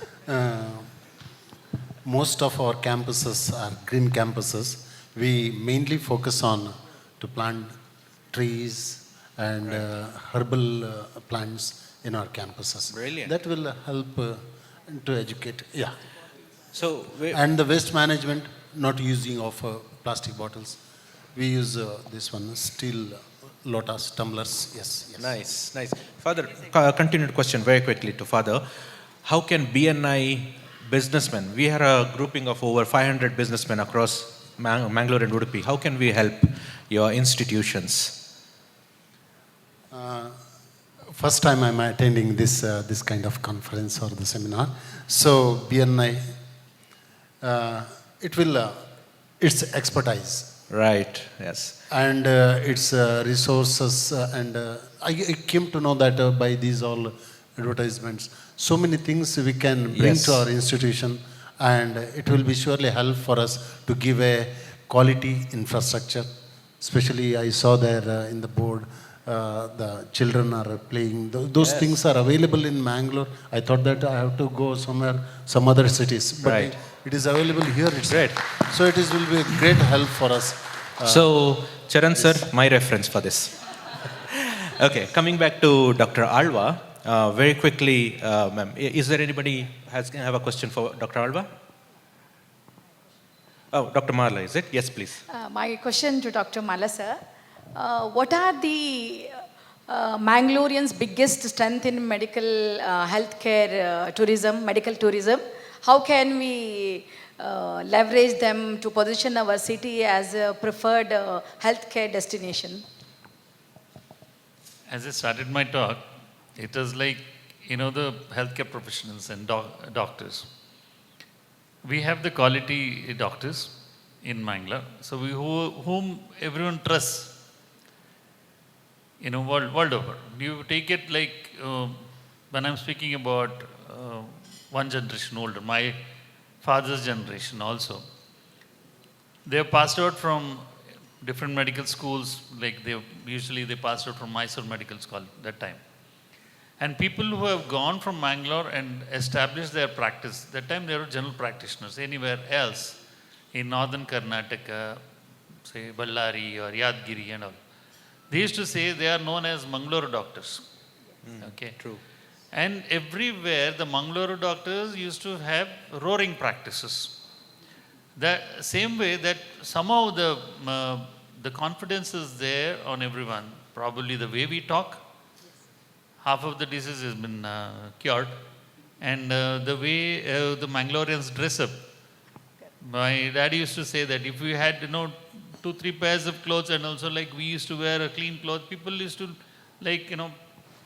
they think, okay, these people are, they get impressed with the way we talk and way we dress up and Very mannerisms.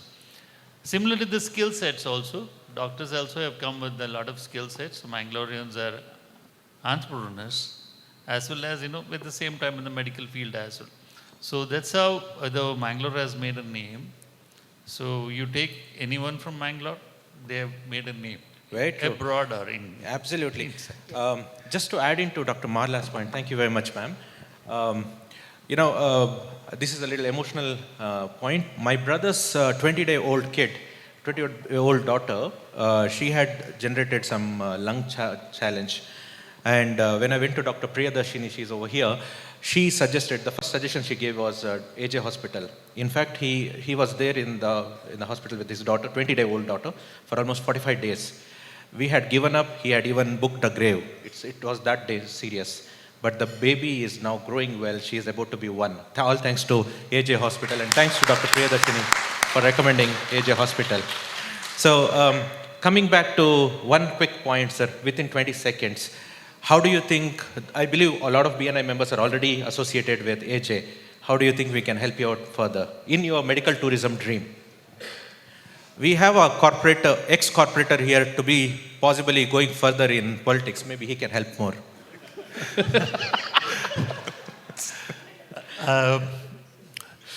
Many of the BNI members we are associated in our institution. And yes. a lot of business we have given at the same time. I have learned a lot of things after I came to BNI meetings so far. So as I told, collaborative effort, everyone should do a collaborative effort to take Mangalore to different height. To Grishma's this thing idea also of wellness. We are ashamed to say that we are a coastal city and we don't even have one beachside resort in Mangalore. Right, true. So if you go to Udupi, Udupi has overtaken us. There are so many resorts when we cross over Mangalore-Udupi borders.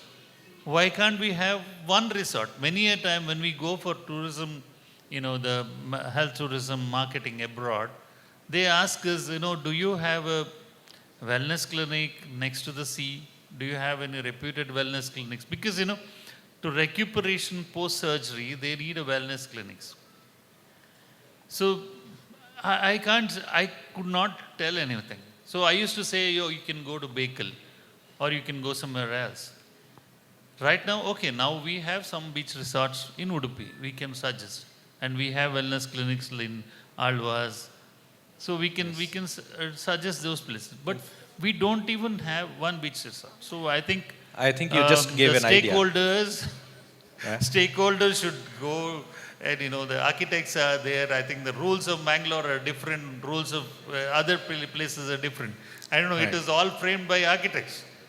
Right, Builders. true. It has to be changed. The fire rules are different in Mangalore, fire rules are different somewhere else. Absolutely. I believe you gave an idea for Helen Alvarez, our boss of resorts. Ma'am, that's your cue. Yeah. Great. Thank you so much, sir, for your insights. I believe our... Aarti ma'am, please. My question is for Dr. Alva. What role does institution business partnerships have in improving the wellness industry in this region? Sure. So all the three are the integral part of the system.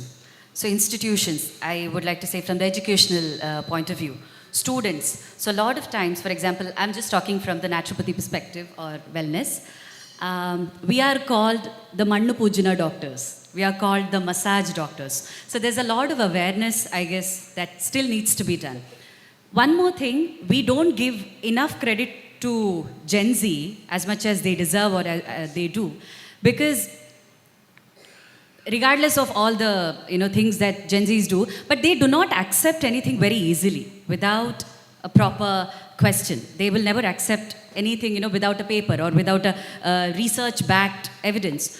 So I guess moving forward, 2036, in another 10 years, everybody is going to be that. And then you can see there is a clear shift in people. Every single person is talking about health. It wasn't so in my mother's time. It wasn't so in my grandmother's time. Yes. Now every single person is thinking about food. Like Manoj sir just said in his session that food industry, and we are all foodies, it's not just Mangaloreans, sir, it's entire India.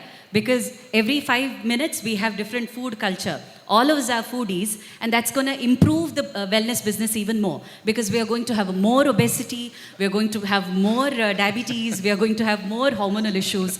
And that's where we will need, at least before we enter that stage, we will need preventive care.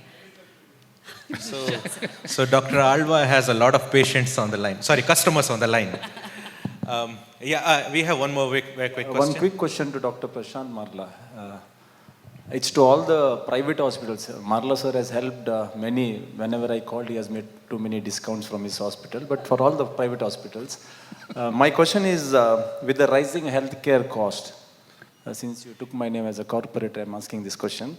How can hospitals ensure quality treatment remains accessible for middle class or lower middle class people? This is a debate everywhere we have. Quality doesn't come with the, you have to pay for it. You can't, quality come, sasta. So it's like, Mercedes-Benz, which is the first automobile which looked into the quality.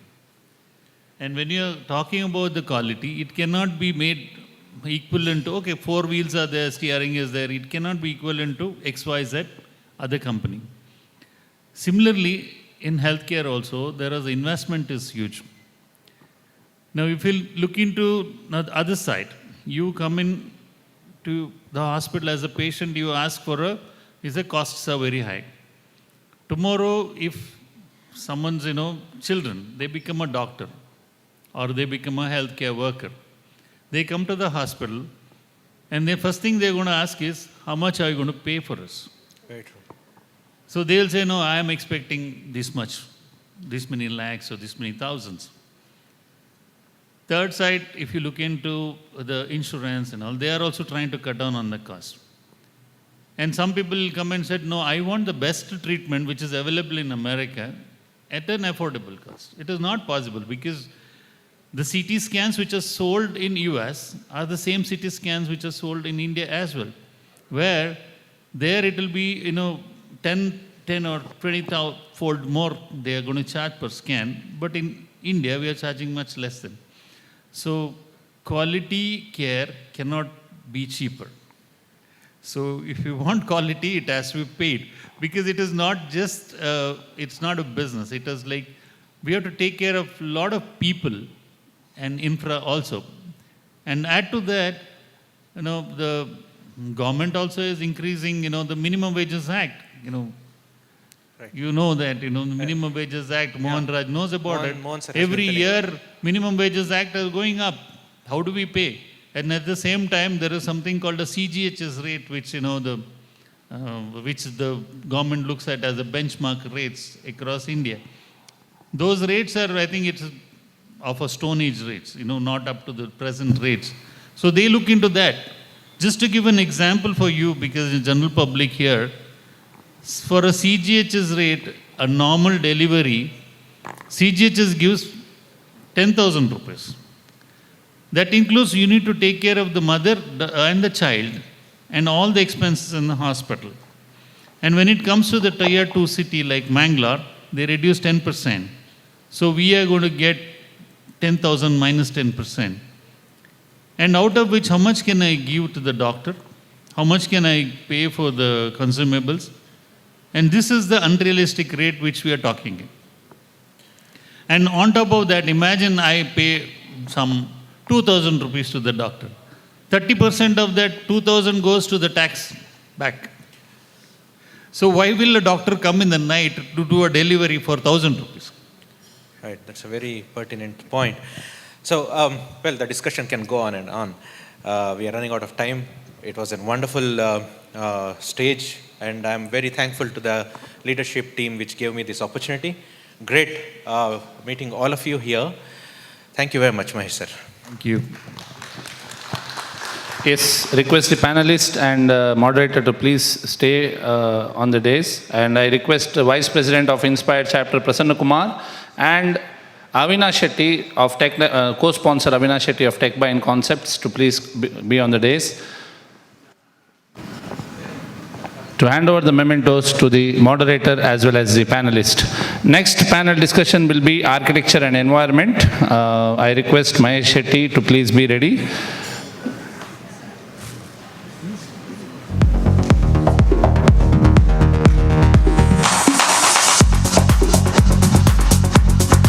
Yes, meanwhile, we recognize the presence of Mr. Mahesh Bhatt, Mr. Shwana of Corporate Manager KMC Mangalore. I request our past presidents to just hand over the rows to the guest. Ms. Diana Monterio, Head of IR and Placement, St. Joseph's. Ravi Kiran Paptimar, Mr. Rahul Jain, Director, Jai Hind Group, Hejmadi. Mr. Naveen Rodriguez of Rodriguez Industries. Mr. Dane D'Souza of Village Restaurant. Mr. Dinesh Pai of Akil Associates, Mr. Manjunath, and also Mr. Kavan. Thank you for gracing the event and contributing to the success of Insight 2026. Thank you so much. Cordless, it will be difficult. Good evening. Good evening. I'm Avinash Shetty, representing my firm, automation firm, Tech Buy Concepts Private Limited. We started back in 2020 with a vision of developing, distributing, and manufacturing IoT-based products Today we have, within the last 5 years, we have successfully completed 30 plus home automations, 400 plus hotel rooms, 75 plus entrance automations, 10 plus surveillance and security systems, and over 1,000 sensors we have been installed. The solutions what we provide are home automation, commercial automation, security and intrusion systems, agricultural automation, and entrance automation. Under home automation, we have smart touch switches. The features are that it can be customized to any color. You can have a personal engraving on it. We also do retrofit touch switches, which can be automated. Let it be any how old your switches are, it can still be automated. And while the specialty of the automation is that we do not do rewiring or chipping, it is just a retrofit solution. We also do under home automation curtains.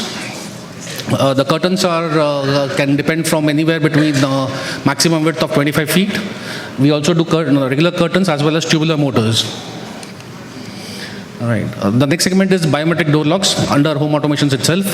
The biometric door locks are available for various kinds of materials, including wood, aluminium, steel, glass, all of the materials.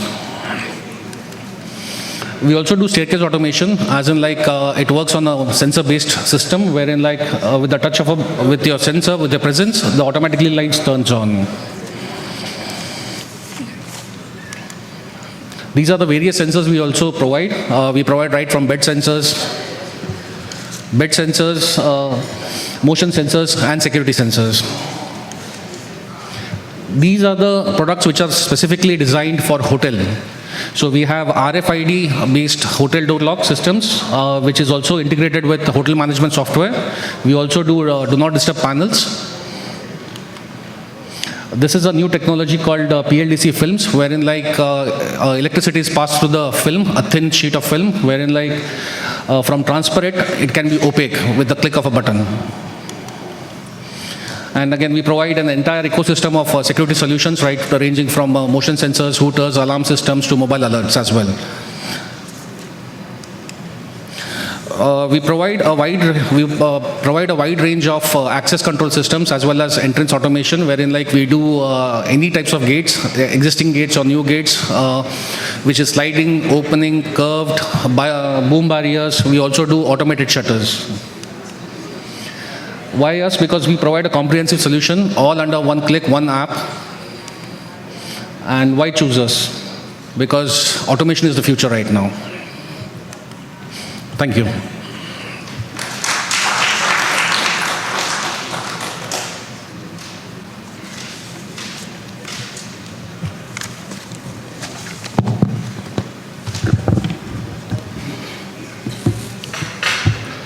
Yes, over to the 30-second speech, Sunil Dutt Pai. Followed by Santosh Shetty, Dr. Priya, Helen Alvarez, and Ankit Karkera. Please be ready. Good morning. Good morning. I'm Sunil Dutt Pai, a RERA approved realtor with 17 years of rich experience in the field of real estate. I'm specialized in handling corporate companies for their property requirements. Especially, I have clients like BSF Limited, TCS, Gale India are one of the main clients. Connect me to corporate companies who are in need of property to set up their industry in Mangalore. Thank you very much. Dr. Santosh Shetty.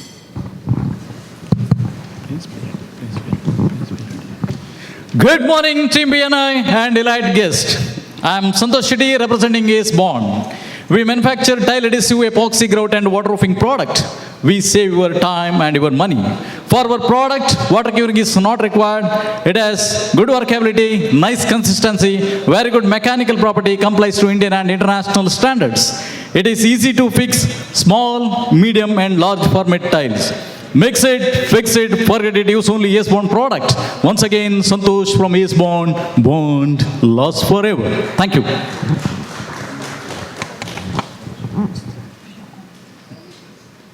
Yes, Dr. Priyadarshini. Ankit Karkera, please be ready.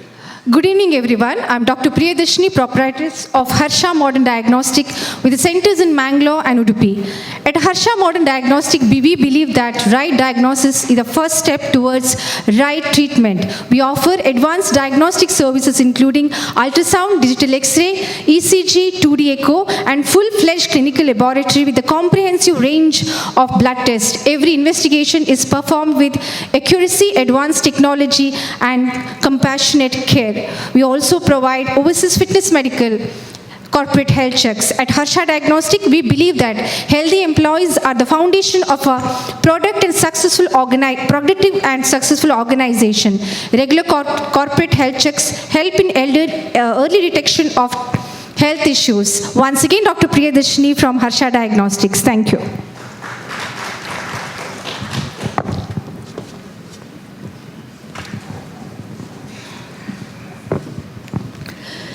Ladies and gentlemen, I'm Helen Alvarez from Riverhost Resorts. Are you looking to boost your team's productivity?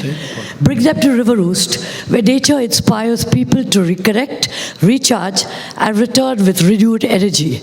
Our lush green spaces, peaceful riverside setting with authentic local cuisine creates the perfect environment for team bonding, relaxation, and fresh thinking. And the best part is, we are located just 15 kilometers from the center of Bangalore. Think Riverhost Resorts, where teams reconnect, recharge, and perform better. Once again, Helen Alvarez of Riverhost Resorts. Thank you.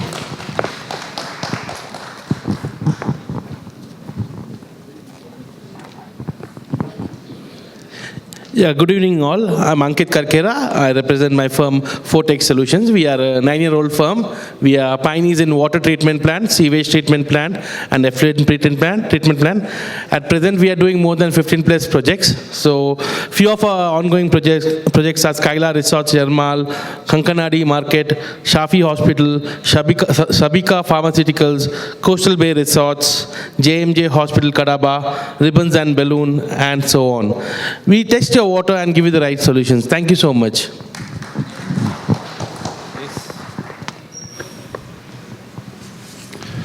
Thank you, gentlemen.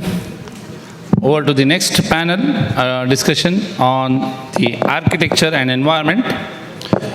Architecture is not about just designing buildings, it's about shaping the way people live, work, and interact with their environment. Mangalore, with its unique blend of heritage, coastal ecology, and rapid urban growth, stands at a defining moment in its development journey.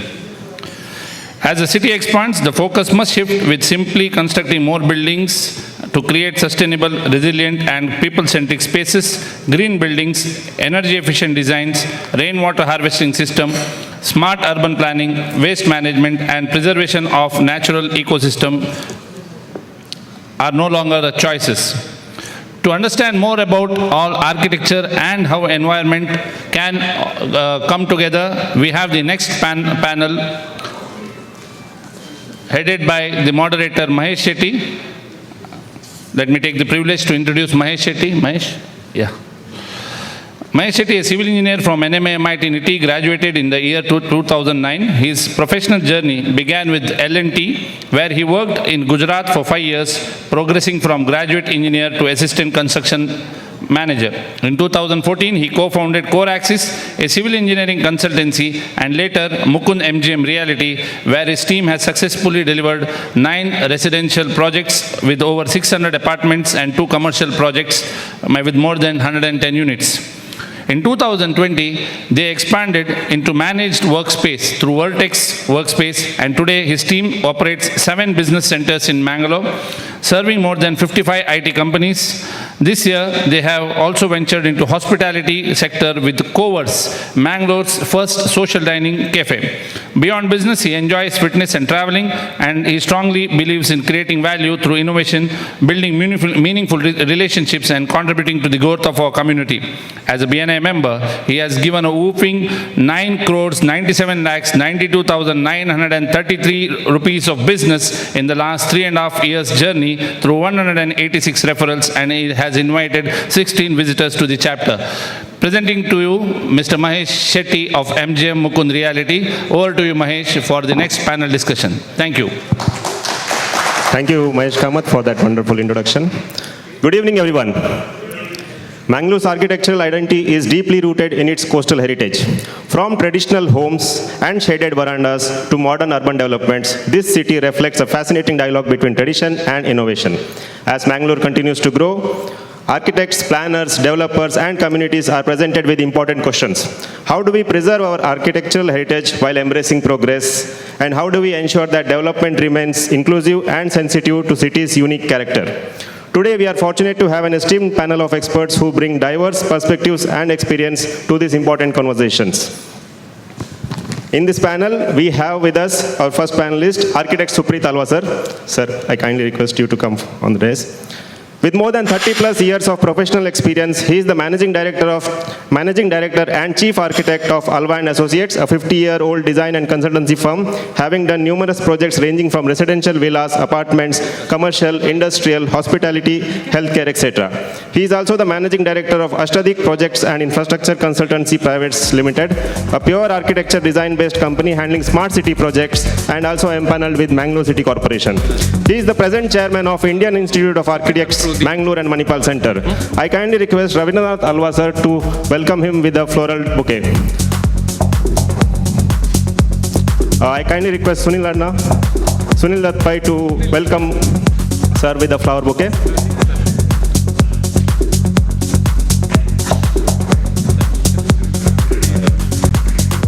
Thank you, sir.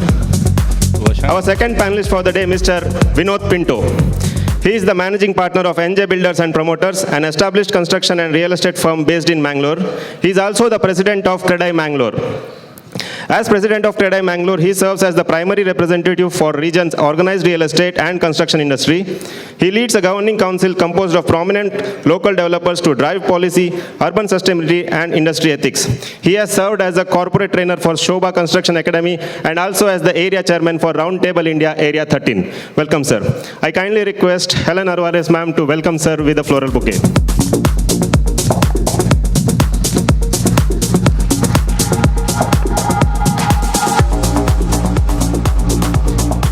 And our third panelist, a young and dynamic lady, architect Apeksha Nayak. She is the principal architect and founder of Mangalore-based Hiraya Design Studio. After graduating from Manipal University and working in Bangalore, she launched her firm, which is celebrated for blending traditional local concepts with modern contemporary design sensibilities. She is widely recognized for her masterful restoration of historical structure, most notably her own 90-plus-year-old family bungalow in Mangalore known as Raja's Cottage, and very famous Timmappa, the very famous Timmappa seafood restaurant besides KSRTC, which has been featured on Architectural Digest. Welcome, ma'am. I kindly request Latika ma'am to welcome ma'am with a flower bouquet.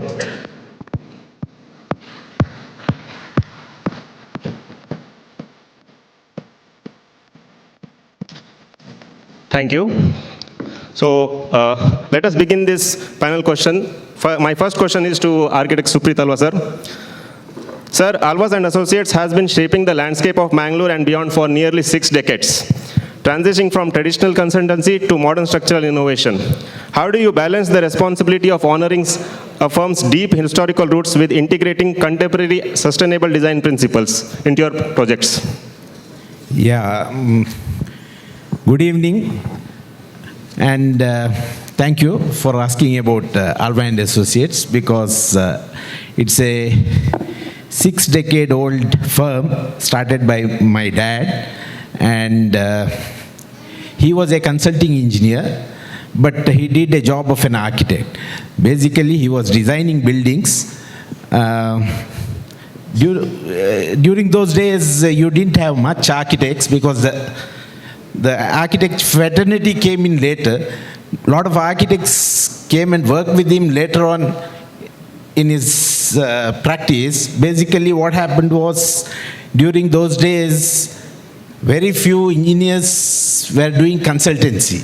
So, you know how Mangalore grew from small traditional buildings to the skyscrapers today, what you see. So, it is a kind of, huge transition. So, in this transition, the initial days, we had the drafting boards. So everything was done with our hands. We had to design sketching. So it was like that. So, I joined him in 96. So 96, 97. It was the time when AutoCAD, the computer-aided design started coming into the market. That's when I had to, join him and do this transition. And it was kind of, difficult to make them understand that this is the future. So we had that transition period, and somehow we had some good hands who came in, joined us, gave us that, the new way of doing things. And that was the legacy was there, yes, but innovation is also important. So we kept pace with that. So here we are today. Thank you so much. Such a nice journey, sir. Thank you, sir. Next question, sir, Vinod Pinto, sir. Mangalore is rapidly evolving into model for balanced progress. As the president of CREDAI, how do you envision the future of architecture in our city in the upcoming decade? First of all, good evening to all of you all, and thank you, BNI, for inviting me here. It's such a pleasure to be here with all of you all, because I've been with you all in so many occasions. Answering your question, Mahesh, architecture in Mangalore is actually, if you see the buildings that we have, it's far superior in design, aesthetics, compared to other cities if you travel across. But one thing, how Mangalore architecture will evolve, you have seen a lot of IT industries coming into Mangalore. Along with the growth and the new technology of architect, we also have to look at the weather conditions of Mangalore. So the architecture facade of a building, be it residential or commercial, should go along with the environment of Mangalore, the weather conditions. Once you do that, I think you have a perfect building for this region, and that will actually enhance the skyline of Mangalore. Okay. Thank you, sir. Apeksha ma'am. Hiraya Design Studio is known for designing spaces that reflect our heritage, but also maintain a balance between traditional and contemporary lifestyle. How did it start? It's very, very unique. How did it start, and what are the major challenges that you face? Good evening, everyone. It happened quite organically, to be very honest. I was 25 and working in Bangalore, and my parents decided to do very small alterations to our 90-year-old ancestral house. It started off with a simple plan, just change the lighting of the house, but it turned into a full-blown, like a year-long renovation, like every project does. We traveled to remote villages like Athangudi and Karaikuri in Tamil Nadu. And we sourced everything from flooring to the handmade tiles to pillars to furniture, decor, everything. And I think that experience completely changed the way I looked at architecture. I got the house professionally photographed at the time, and to my surprise, it made it to Architectural Digest, the magazine, the Buildify, Good Homes, and also won an award for it. And I think that gave me the confidence to kind of start Hiraya Design Studio. And yes, that's how we started. And to answer the second part of the question, which is the challenges, I think we are into a lot of customization. So to get skilled artisans who are able to pull off our style of work is challenging in today's day. And to also convince clients that it's not, traditional architecture is not expensive, doesn't necessarily have to be expensive. That's one. And two challenges that we face on a regular basis, but it's also very refreshing, and it's nice to preserve what's on a site already. You're going to take your memories going forward, and I think that's what gives meaning to our projects and gives our projects its soul. That is why they are more colorful. Thank you, ma'am. Yeah. Next question is to Suprit, sir. Sir, urban spaces in Tier 2 cities are densifying rapidly.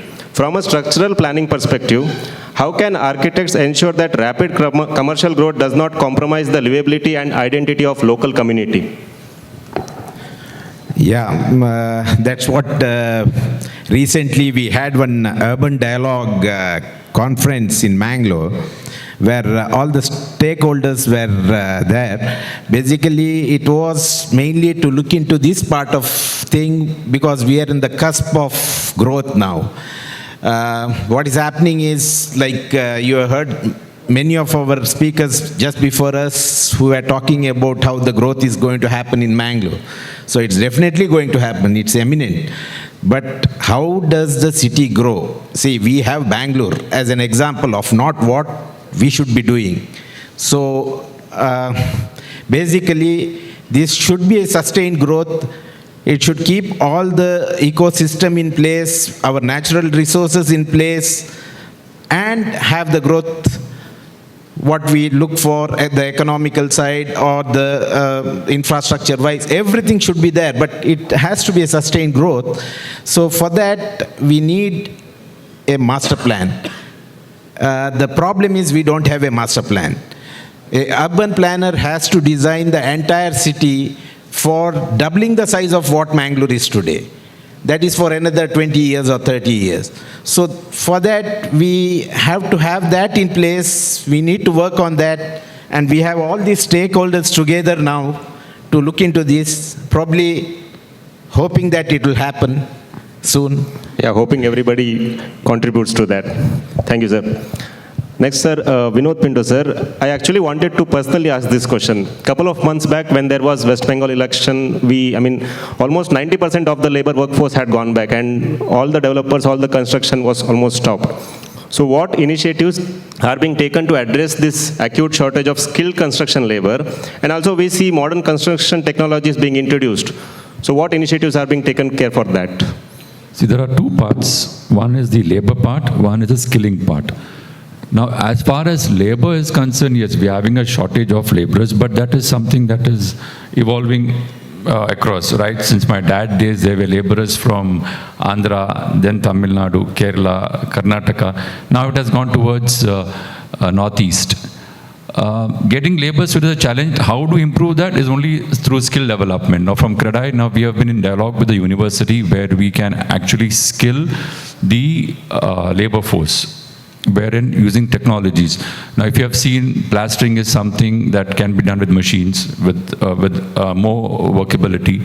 So we are doing that to CREDAI. We just had a discussion about a month back with the university, wherein the professors or the lecturers can come to our site, or we take the laborers of a construction company or a builder to there and train them. Now, another major thing is what we are facing a challenge is the equipments. What is available in India is not that up to that quality. German technology is something far superior.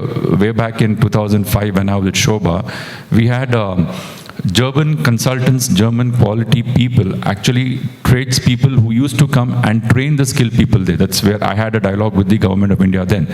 So if we can get the German technology in Mangalore, in India, through the skill development center of the government of Karnataka, I think we have a huge potential to train the existing laborers, increase the productivity and make a better product that we can sell.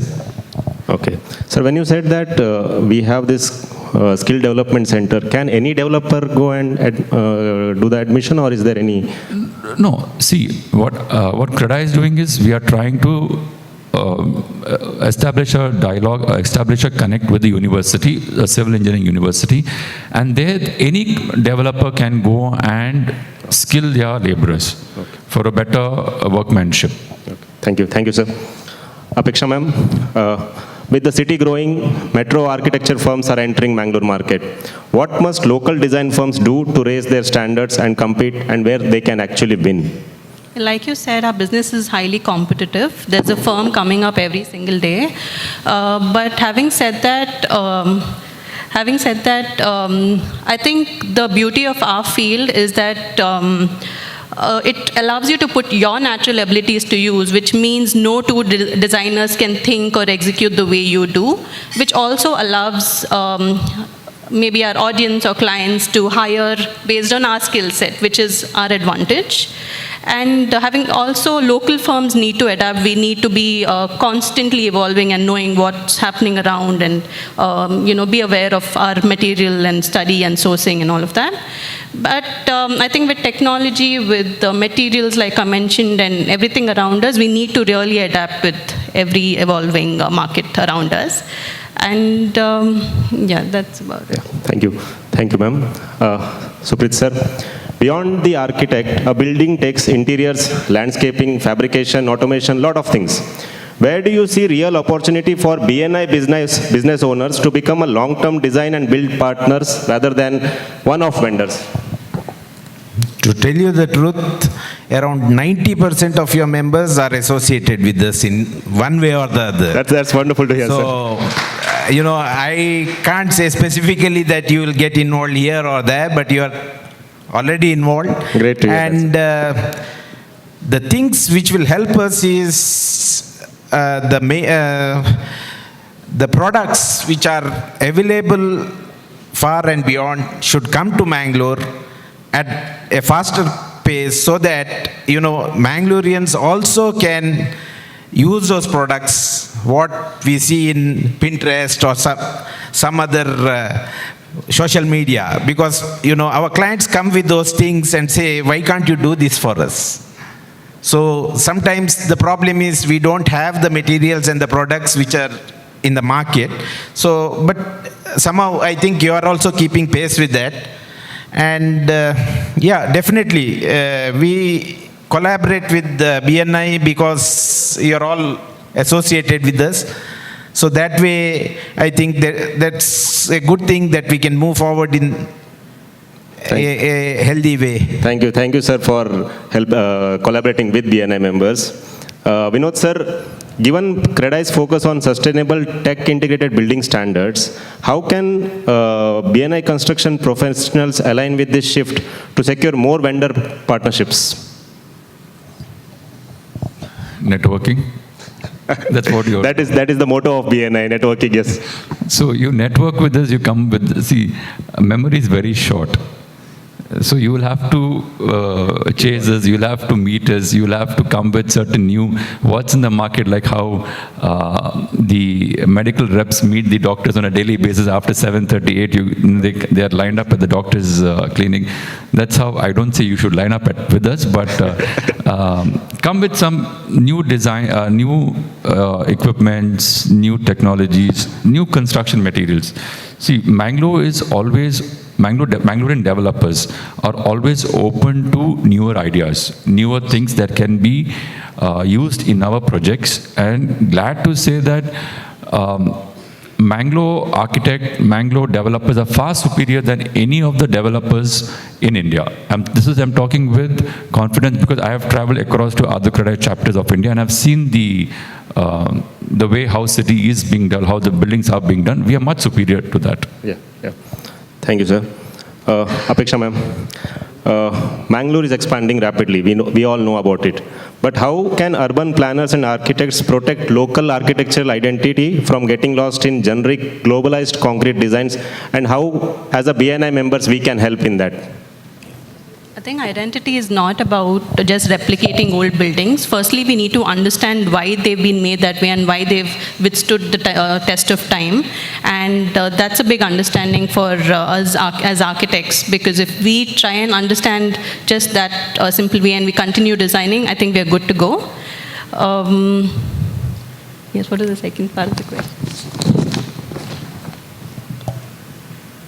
Architectural identity from getting lost in globalized concrete designs. So as BNI members, I think you all can support us by using local materials and supporting local artisans, and also encouraging clients to kind of go by and hire architects who are into doing regional work and maintaining the architectural character of Mangalore. Mahesh Kamath, we have that local materials spot empty, so I think we can look for that. I think we do have some questions from the audience. So I think Helen ma'am has a question.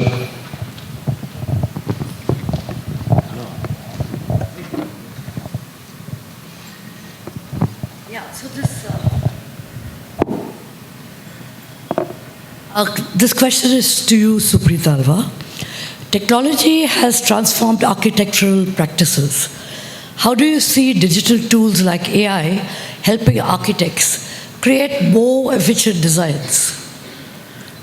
Actually, in architecture, your intellectual part plays an important role because creativity is something which is unique. So, yes, they are tools. They help us. They help us in rendering faster, giving other options. But the basic input, what you call as the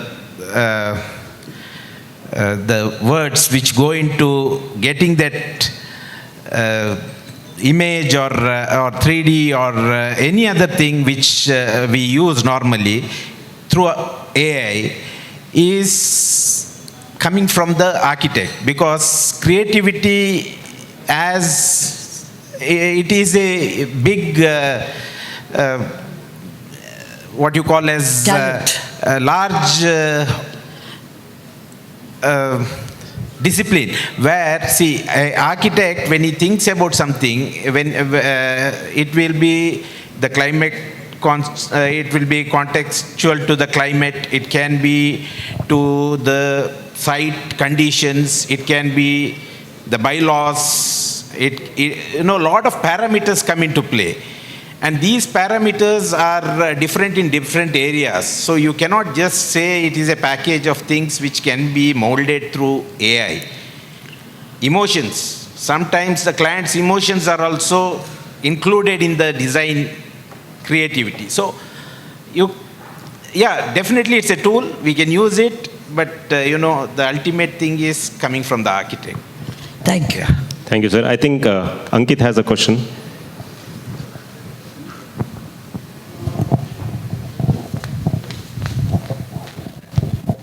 Yeah, my question is for Mr. Vinod Pinto, sir. So, sir, if you could recommend me one policy change that would significantly improve sustainable construction in cities like Mangalore, what would it be? First thing is single window clearance for all our projects. Moment if a project gets cleared within maybe 2-3 months rather than 12 months, we can have a lot of sustainable products that can be incorporated into a project. But going to be more specific, what we need today in a policy change is usage of water in our buildings. Most of the entire lifeline of a building is its water, and now it's an STP. For anything above government norms, you have to put in STP. So the usage of water, a policy in that segment will make a big difference for the way forward. Ankit, that's your business, so I think you can take care of that. I think Latika ma'am has a question. Mahesh, 1 second. Kiran has a question because I have to run to the other corner. Okay, please. Okay. My question is to architect Supreet Alva, since he is one of the member of planning of Mangalore Smart City. If you given an opportunity, he's smiling. If given an opportunity to restructure or redesign Mangalore urban landscape, what would that be and why? Yeah, interesting question actually. If I have to redesign Mangalore as such, I would go for having multi-storied buildings in a defined zone more than, they're cropping up everywhere in Mangalore. So you have seen Manhattan, you have seen other cities abroad where it is all, along the riverside or water bodies. They are all high-rise building, but they do not disturb your traffic because people start walking from one building to the other when they come to that zone. Until there, you have lot of public transport which get you there. Once you are there, you just walk around, cycle maybe, that is it. So what I suggest is, even today for Mangalore, we can have multi-storied building, but we have to have a defined space for that, leave it at that, then move out of the city, for your other requirements. So definitely this is a possibility even for Mangalore right now. Probably a designer, planner, urban planner who comes here to Mangalore, we have been behind the policymakers to get us a urban planner, international urban planner. So hopefully if he comes, he will plan probably something like that where, you have a business district and the rest of the things happen in satellite towns. Maybe that will help. So probably I would have done that. Thank you, sir. Latika ma'am. Yeah, good evening. And my question is to Apeksha ma'am. So the modern architecture is highly visual and is largely driven by Instagram and digital renderings. So how do you design for the non-visual senses like touch, the thermal comfort and acoustics so that to make a house truly feel like a home? In today's day, clients are a lot more excited about 3D renders than, the whole experience of actually living in a space. So when we design, we actually consider climate to be a major factor. We understand the materials and what's more sustainable. So we are looking at a long way to go, and we're not only looking at trends, we're not looking at just fitting in, we're looking at the experience of actually living in the house being a lot more wonderful and a nice experience to be in. Thank you, ma'am. Thank you, ma'am. We are running short of time. I have one final question to all the panelists here. Mangalore is experiencing rapid growth with the IT boom and the tourism boom. What measures should be implemented so that this city doesn't face the challenges faced by Bangalore? Sukhpreet has answered that question. You need a good master plan for the city. You need a good urban planner for the city. Do we see that happening anytime soon, sir? Yes, it is in the pipeline. And working with all the stakeholders are on board, and we are seriously focusing on that. It will happen. Sure. It's slow, but it will happen. Thank you, sir. Thank you. Yeah, as Vinod told you, we are working on it, but again, we need all the support coming from everyone here in this hall today, because this is for our Mangalore. We want to keep it the way it is. Entire ecosystem should be in place. Our tradition, our our art forms, everything should not be eroded because of the inflow of the population which may come here. So our major problem and the threat to any city is your culture getting eroded. We have to keep that in mind before we, get to think of doubling the population, doubling the size of the city. It is a very important factor because we all lose touch with what we have today. So, we all should work towards getting our Mangalore being like Mangalore, what it is today. Yes. Ma'am, anything to add on that? I think the infrastructure that's growing today it should cope up. I mean, I'm hoping that it'll cope up faster than the city growing. And I think, like they mentioned, public transport has to be really looked into, roads have to be widened, civic infrastructure in general. And hopefully, all by preserving our Mangalore heritage at the same time and preserving open spaces and green spaces as well. Wonderful. Yeah.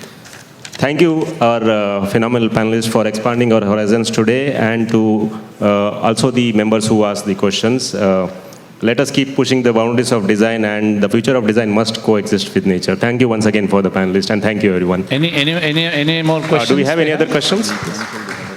Yes, thank you. And panelist and moderator, please stay back. Thank you, ma'am. I request our Secretary Treasurer Kiran Kumar to please be on the dais, and as well as Chetan Kamath, the coordinator for the Insight 2026, to hand over the mementos to the panelist as well as the moderator. At the same time, I request Avinash Shetty also to please collect your memento from the coordinators and the LT.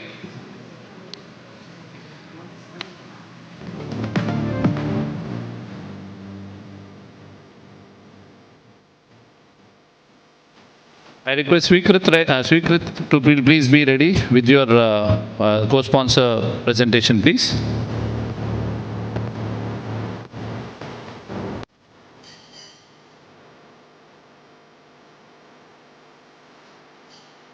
Thank you.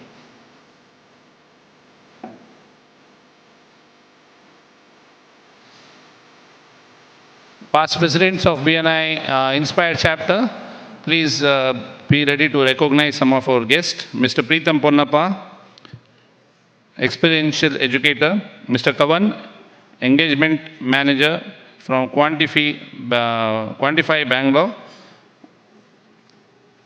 Mr. Vikyat Shetty, Mr. Ashit Hegde from Akiva, Mr. Anantesh Prabhu of Aruna Masala,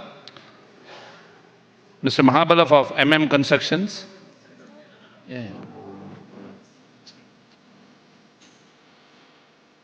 Mr. Prashil Suvarna of Livista Homes. At the same time, Saujanya Hegde on stage, please, to give the memento to Avinash Shetty, our co-sponsor. Avinash Shetty, memento. From LTN coordinator. Also, Dr. Gaurav B. Shetty, plastic surgeon, MD, My Healing Mate, a platform for cancer survivors. Dr. Ananta Prasad Rao, Managing Director of Jayashree Hospitals. Dr. Shreyas Surake, maxillofacial surgeon, Happy Dental Clinic. And Mr. Rajendra Kumar of Automatrix. I request the past presidents to hand over the rose to all the guests, and we, on behalf of BNI Inspire chapter, we thank you for gracing this Insight 2026 and making it a grand event.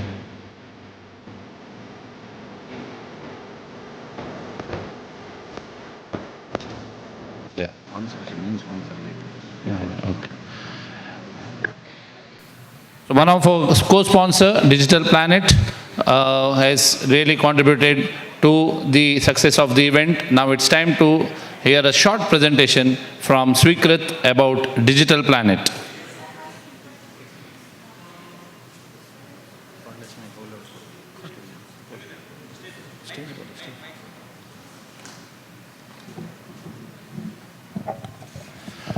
And after this, we have the last panel discussion on IT and technology.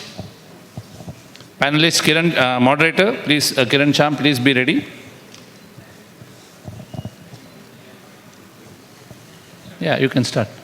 Good evening, everyone. I am Swikrit from Digital Planet. To talk about Digital Planet, we started in the year 2011 December from a humble beginning of 1 employee. We've grown up to 60 employees now. We have various segments, but I'm going to talk about a category called commercial air conditioning. Now, what is HVAC? HVAC stands for heating, ventilation, and air conditioning. So, heating in a colder environment, you would there are equipments which provide heat so that you can be comfortable. Ventilation, whenever there's a bad odor, you provide fresh air so that you get to breathe fresh air in the room. And air conditioning, as we all know, in a hotter environment, you provide cooling systems so that you are comfortable. So generally in a typical hotel environment, what are the kinds of air conditioning requirements? In a hotel, typically, you have a lobby, you have gym, you have restaurant, you have conference rooms, equipment room, and a guest room. So each of these have different air conditioning requirement. It might be heating or it might be cooling. Typically, a lobby has high ceilings, maybe up to 5 meters, and large spaces. So you need a high ESP duct for a lobby. So it provides high air volumes. And in a lobby, you would have guests coming in. So each of the rooms can be controlled to a central controller whenever a guest walks in. Next, gymnasium. When we work out in the gymnasium, there's a lot of bad odor which is generated. So you can use a HRV system where you provide a fresh air and so that you have a lot of energy when you're working out. Next, you have restaurant. Generally, in restaurants, you have the tables scattered. You would typically use a cassette AC so that you have a 360-degree airflow in the restaurant. And whenever the tables are not used, you could switch on or switch off that cassette AC.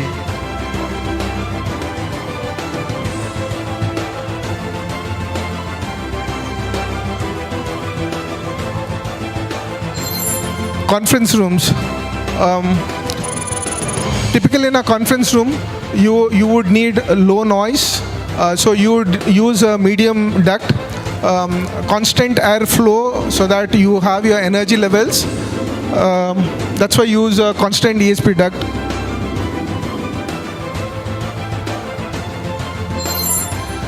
Guest room. You have limited installation space in a guest bedroom, so you would use a slim duct or a one-way cassette. Low noise is preferred, and it is just 185 mm, that is 8 inches is thick, and you can on off using the room card.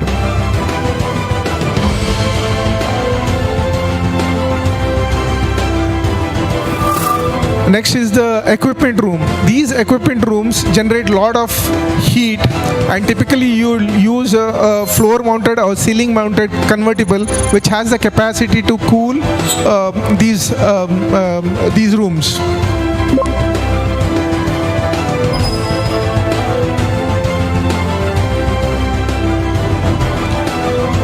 This is a general AC requirement, air conditioning requirement in a hotel industry. And I would like to talk about some of the indoor and outdoor units from Haier. We have one-way cassette. Haier has self-clean technology which is patented by Haier, wherein it is a 21 minutes process. For the first 15 minutes, it will form a frost, and for the next 7 minutes, it will form defrost, and the dust is automatically removed from your indoor and also from your outdoor. One-way cassette, we have UV sterilization and with antibacterial filters. Round-way cassette, as we already discussed, up to 15-meter height. Tower AC for large rooms up to 8 ton. Only Haier has 8 ton tower ACs. We've already discussed ductables. Our outdoor units can withstand up to 15 degree to 25 degrees Celsius. Some of our clients. Okay, thank you. Sorry, Suki, we are running short of time. The 4 minutes was the time allotted. Thank you so much. Now it's time to hear the man behind the entire success of this event, the main sponsor of this particular Insight 2026, Raghavendra Nellikatti of Chair Studio. Please welcome him with a big round of applause, ladies and gentlemen, the main sponsor for the event, Chair Studio, who has revolutionized the chairs and the furniture business in Mangalore. Over to Chair Studio for the main sponsor presentation. Over to you, Raghu. Good morning. In fact, good evening. I'm from Chair Studio, where we sell complete range of office furnitures in the market. So we have a center in Bijay Kapikad. Looking to So we are based at Bijay Kapikad, and the brands we associated with Loomcraft, Lickliners India, and Wipro Seating Solutions. Today, we're going to launch a product to the Mangalore market. So I would request Mr. Prashant Marla sir along with Supreet Alva to come forward just to unveil the product what we're going to launching in the Mangalore market.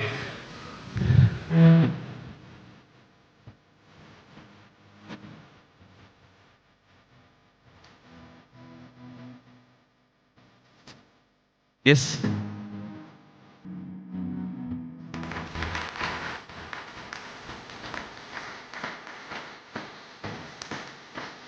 So we are launching Monarch office furnitures to the Bangalore market.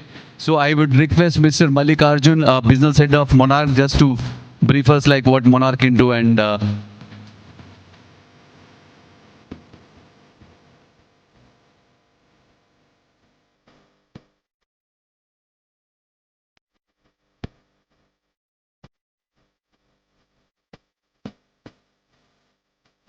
Thank you, everyone.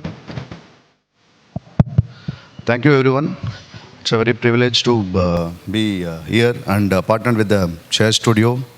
The Monarch Ergo Private Limited is established in 1996. The factory is located in Hyderabad, which has a 2.5 lakh square feet area. And we are importing the chairs from Malaysia. It's a brand called Merifair. That's how the Monarch is started. Now we are partnering with the Chair Studio. It's a very happy moment for us. Thank you so much, Raghavendra sir. Yes, even if you see this, this stand over here, this says 10 years of unconditional warranty. So when I say warranty, so the products are the ISO certified products, and these products are green building. The company is the member of IGBC, which is Green Building Council member. Plus, we have a Green Guard certification as well. So when I sell a chair, it is not only a chair of furniture what we sell a service as well. So selling is one part and servicing is the major part of our business. So we make sure all the furnitures are serviced, and the warranty of those furniture parts will be given of 2 years of warranty. So this is what is about Chair Studio. So we are there in Mangalore more than about 14 years in the market, serving about close to about 800 to 1,000 clients so far. Thank you. The IT. Mangalore is rapidly emerging as a promising destination for IT and technology sector. With premier institutions producing highly skilled graduates, a growing startup ecosystem, and initiatives like managed workspaces and technology park, city has the potential to become the preferred technology hub beyond the major metros. The future technology is being driven by artificial intelligence, cyber security, cloud computing, data analytics, fintech, health tech, agri-tech, and automation. So let us hear from the renowned panelists on how the IT and technology is shaping the future of Mangalore. And before I call on the panelists, I would have the pleasure of introducing the moderator of the IT and technology panel, Mr. Kiran Sham of Different Tech Solution. Big round of applause to Kiran Sham. Kiran is a co-founder and managing director at Different Tech Solutions Private Limited, a Mangalore-based technology company specializing in SaaS platform, mobile application, and AI-powered enterprise solutions. With 26 years of experience in IT, Kiran began his entrepreneurial journey after leaving Infosys in 2017, where he served as a senior project manager. He also served as a president and vice president of BNI Inspired chapter and chairperson of the IT subcommittee of KCCI. A proud Bangalorean, he has worked with the leading global organizations and delivered technology solutions for clients across US, UK, and other international markets. Kiran is passionate about building businesses that create opportunity, empower people, and make a lasting impact. He attributes his success to integrity, hard work, and an unwavering commitment to honesty. A proud BNI member of BNI Inspire and also the founding member of BNI Inspire chapter, he has been a 2-term president and 1-term vice president and has given more than 7 crores 65 lakhs 59,133 rupees of business through 1,012 referrals and has invited 91 visitors to the chapter. He is also the regional trainer of BNI Mangalore. Join your hands to welcome Kiran Shah, moderator for panel discussion in IT and technology. Over to Kiran Shah. Thank you, Mahesh. Good evening, everybody. So today we have 3 esteemed... Kiran, just a minute. I request all the guys standing out there to please come and take your seats so that we have an undisturbed panel discussion. All the members of BNI Inspire standing in the last, please escort the guest so that we have an undisturbed panel discussion, please. Thank you so much. Over to Kiran. Yes, so we have with us some of the best from the IT industry. May I request Nagesh Acharya to please introduce our first panelist for this evening. Good morning, BNI. Good morning. Good evening. Yeah, it's my pleasure to introduce one of our eminent panelists, Mr. Deekshit Rai. Mr. Deekshit is the co-founder and CEO of Kotak Technologies, a Mangaluru-based technology company that has grown into global engineering firm servicing Fortune 500 companies, enterprise, startup across India, United States, and Canada. Beyond business, he is passionate about leveraging technology for social impact. He co-created the award-winning Savior app, an emergency response platform that has helped save lives. His contributions have earned several accolades, including the Emerging Entrepreneur of the Year awarded by ET Now. He is also a TEDx speaker and the founding chair of Young Indians Mangaluru and a chartered member at TAI Mangaluru. Friends, our region, coastal Karnataka, is now proudly known as Silicon Beach of India. We are seeing the rise of world-class enterprises, innovation, and thriving startup ecosystem. Let's hear more from Mr. Deekshit Rai about how this ecosystem is growing and making global impact from trade to technology. So, ladies and gentlemen, please join me in extending a warm welcome to Mr. Deekshit Rai. I request our past president, Mr. Santosh Shetty, to escort our guest Deekshit Rai and welcome with the floral bouquet. Welcome, sir. Please welcome.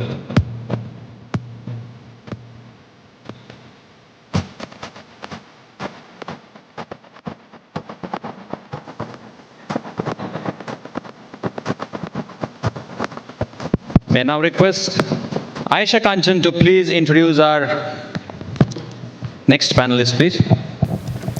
Good evening, everyone. I'd like you all to introduce Mr. Namit Padmaraj, who is a Director of Engineer at Bose Professional, where he leads the brand strategic R&D initiatives in Mangalore. With 18 years of experience navigating the tech ecosystem of global MNCs and agile startup across India and abroad, Mr. Namit brings the wealth of international expertise back to his home soil. Originally from Gagala, Mr. Namit is passionate about bridging the gap between the global technology and local talent. He currently resides in Kadri with his wife and son, enjoying the balance of global career and local roots. An outdoor enthusiast at heart, he spends his downtime biking, hiking, or catching the latest cinema. I'd love to request Mr. Namit. Thank you, sir. Thank you for coming. Yeah. I would request Andrea to hand over the bouquet to him, please.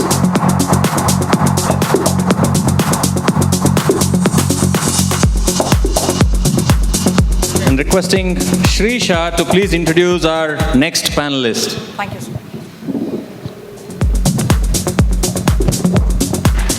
Good morning to all.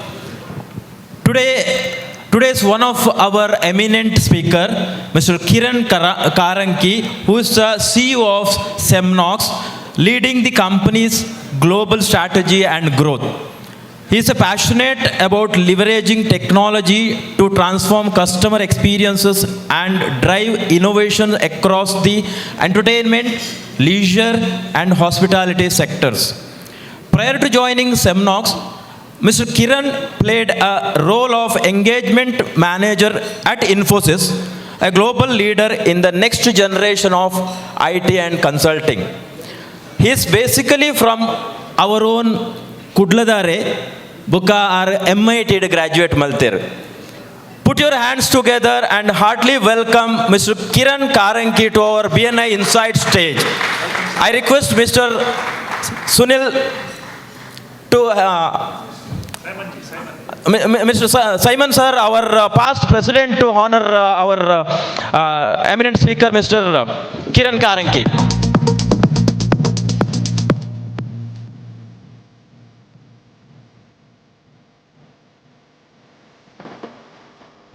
Thank you, thank you. All right. Thank you, gentlemen, for joining us here this evening for this talk about IT industry and its future in Mangalore.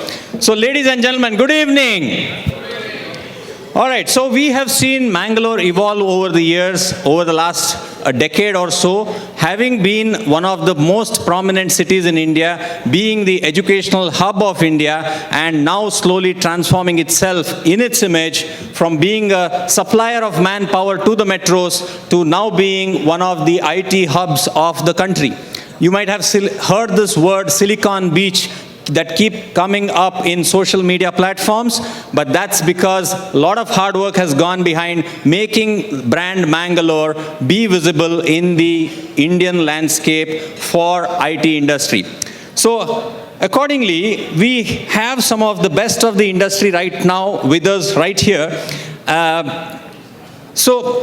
Gentlemen, my first question would be to all of you, but at the same time, I would also want to tell that Mangalore as such has been as I said, a supplier of manpower to a lot of metros. People migrate from here for white-collar jobs, and not only India, but also abroad.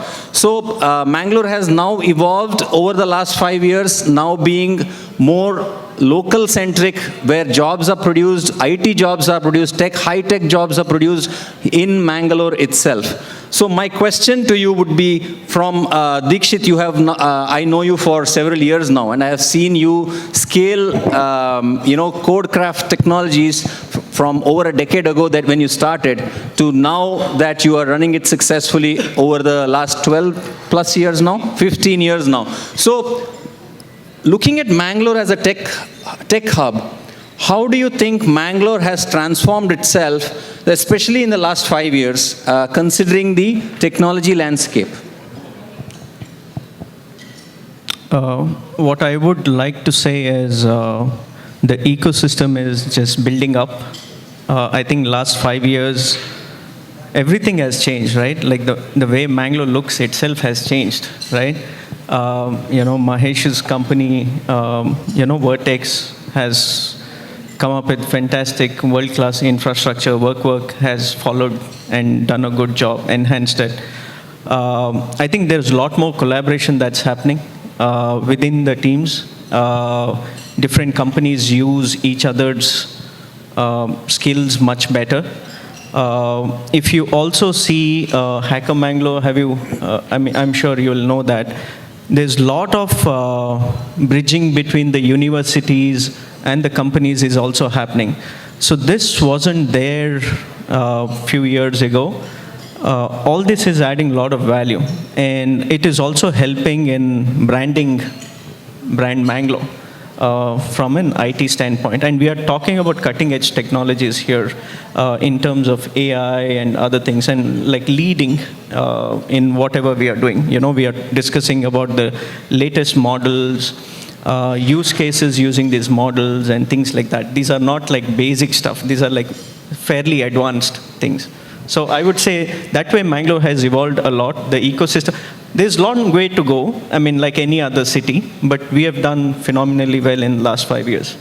So I think I completely agree with Dikshit there, because I myself being from the IT industry, I can say that last 5 years have been phenomenal.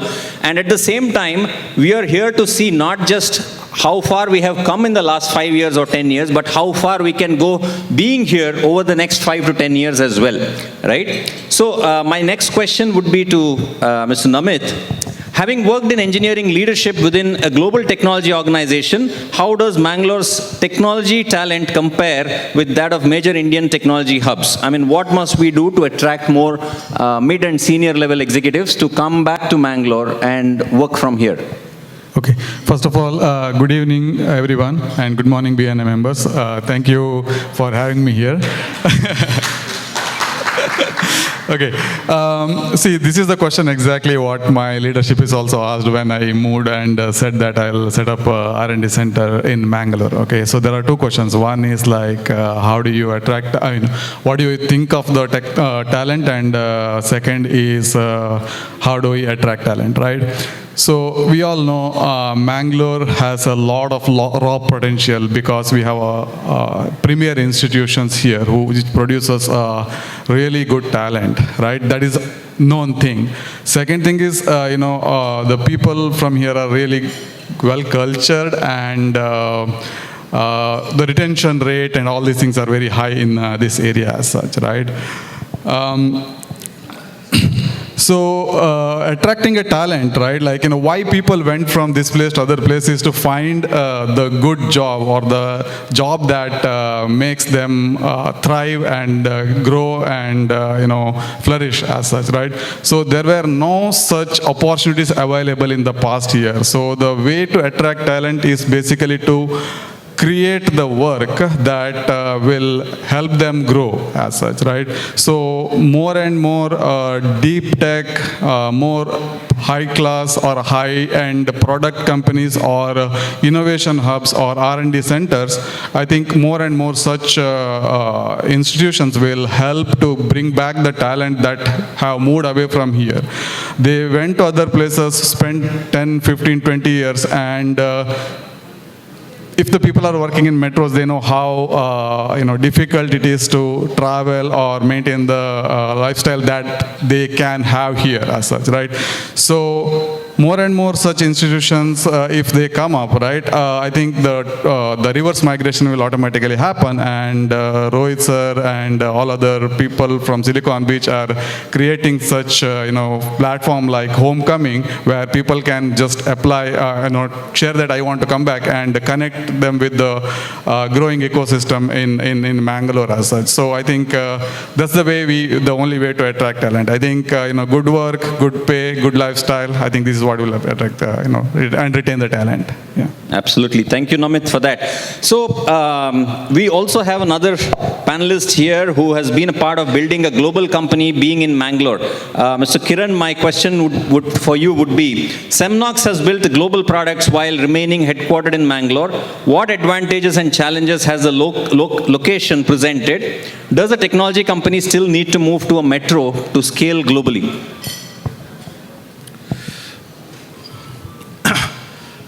Good evening everyone.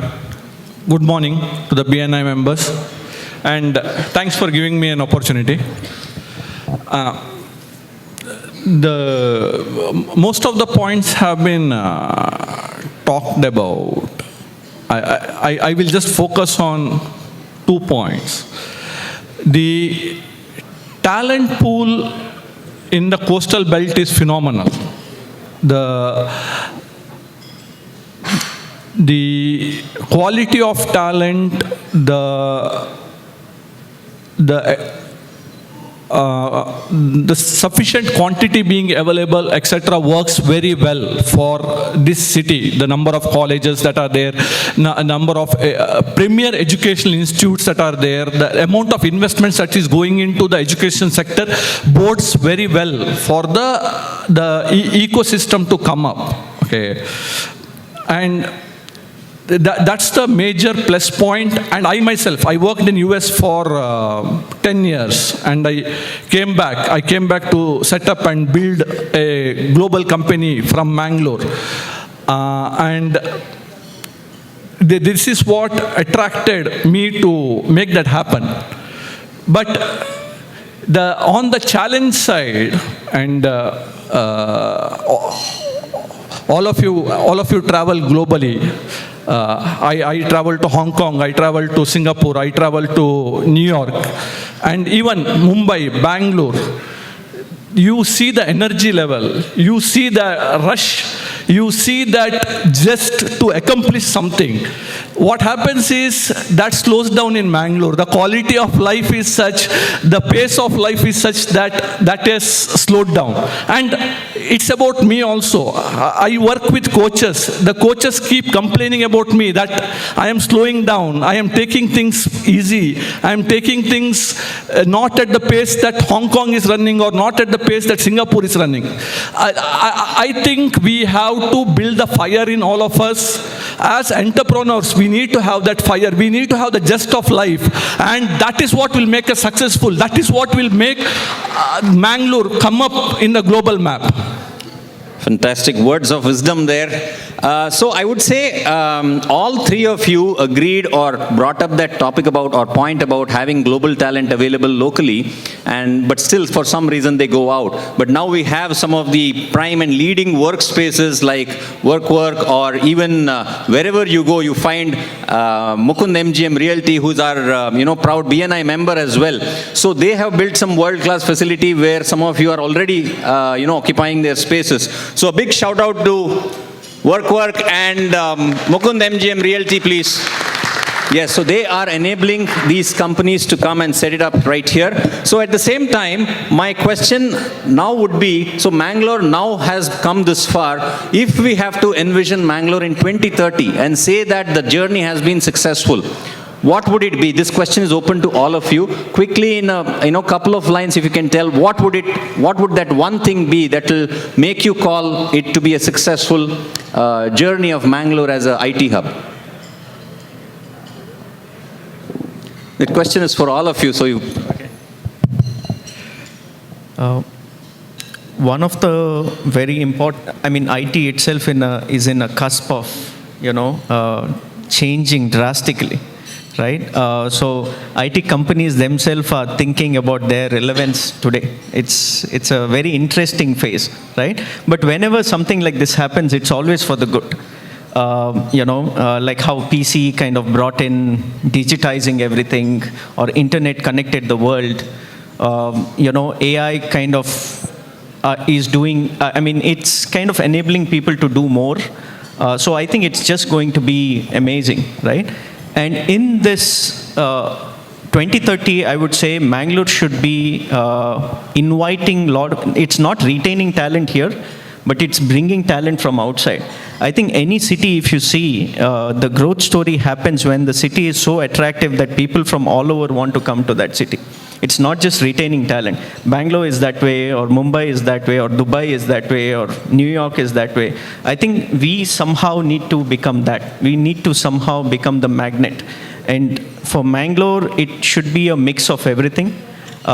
Great opportunity to work. Beautiful city. We should probably somehow retain the beauty of the city, the culture, modernization balance. I think that is what people would care. So I think few things like that. When we become a magnet to probably attract people from outside who would want to probably live and work in Mangalore, I think that is when I think 2030 might look phenomenally good. Okay. So Namit, if I have to rephrase the same question to a head of a GCC, right. So what would it make for Mangalore to be a sought after city by 2030, and what would you make it call it to be a successful journey for Mangalore to be that GCC hub?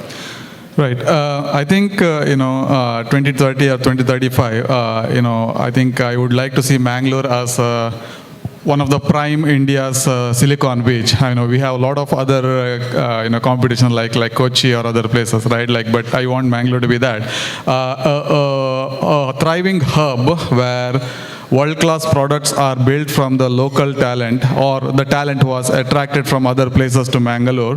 There is deep tech companies in AI or in robotics.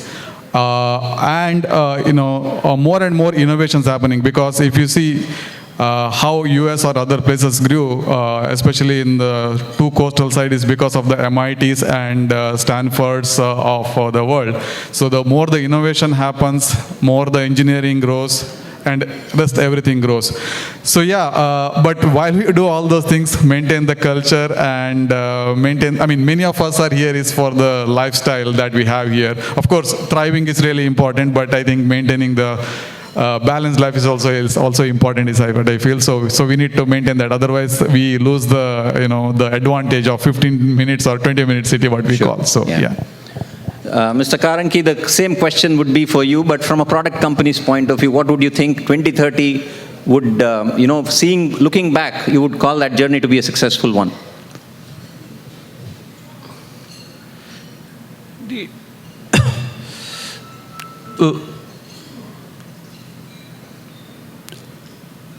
And architects have already referred to it.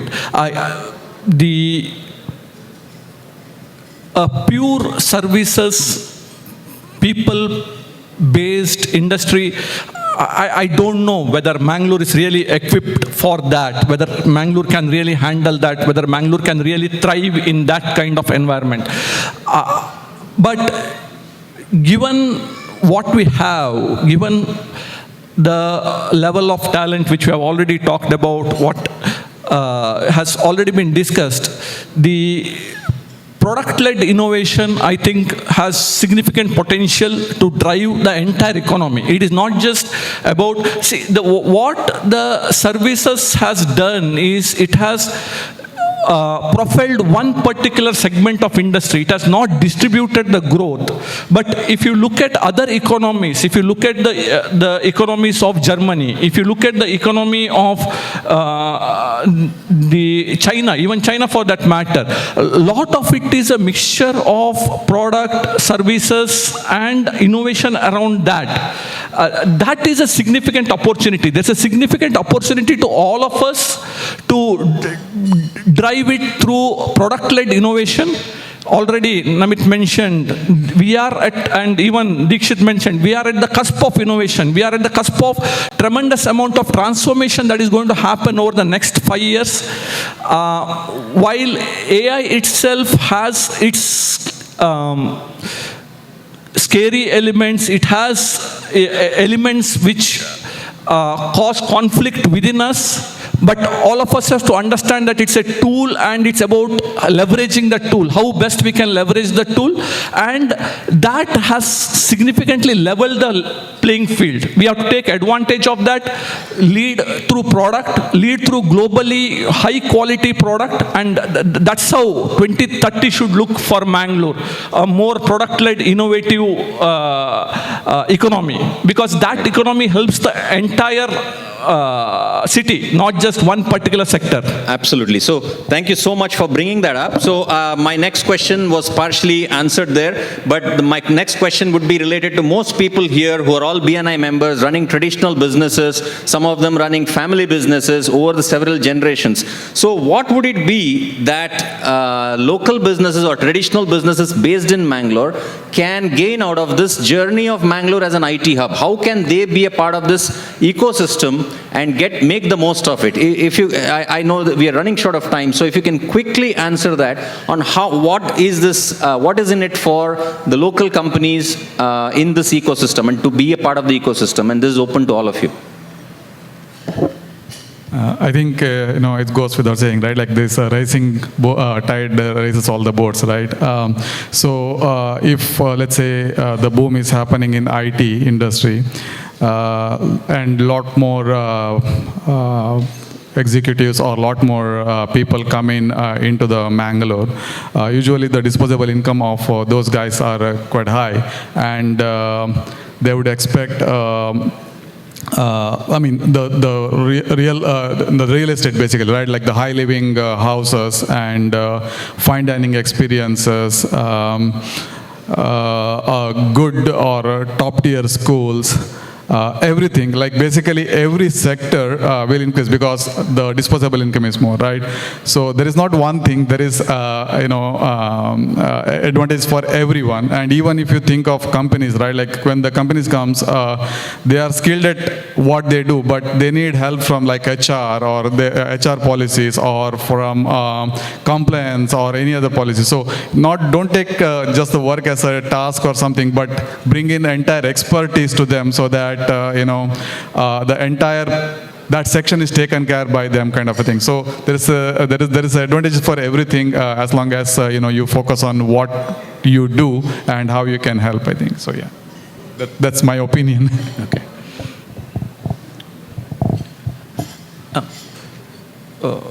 As already he mentioned, the tide will raise everyone, but I'll just focus on one element. I speak to a lot of youngsters. There is a shift from acquiring things to experiencing things. The younger generation more believes in experiences than acquisition. Okay, what that means is that there is tremendous amount of opportunity for lifestyle economy. The lifestyle economy which focuses on improving the lifestyle of the person, whether it be in terms of services, whether it be in terms of creating a particular experience, creating a particular uniqueness to that person's life. I believe that has a tremendous opportunity because where the generation is evolving is very different from our generation. So I believe that's one single element if someone has to focus on where there's tremendous amount of opportunities that are going to come up. All right. Okay, great. So I have a lot of questions to ask, but unfortunately we are bound by the time and MC has been nudging me on that. So I hope, some of our members may approach you probably after this panel discussion because they also would have questions. But unfortunately we don't have time to, have them or let them raise their questions. But I'm sincerely hoping that Mangalore, being in the path that it has taken, does not end up being another Bangalore where it, in terms of traffic, congestion, or infrastructure collapsing based on too much of overcrowding and self-implosion, right? So I hope that Mangalore sets a prime example of how a tier 2 city or an erstwhile tier 2 city can become one of the most sought after cities for developing a global IT center. And not just for a product company, because we have all three, divided panelists here. So we just wanted to hear it from all the segments of the IT industry. We have a product-led company, a global capability center, and a IT engineering and services company here. So my sincere gratitude to all the panelists here. Thank you so much. You have been very insightful. I really hope, you will spend some more time. I know you all have commitments, you all want to go, but please do spend some time if you could, having some conversations around the IT ecosystem with our fellow BNI members as well. And my gratitude to the leadership team, the coordinators for the opportunity given. Thank you so much, and you all have a great evening. Thank you.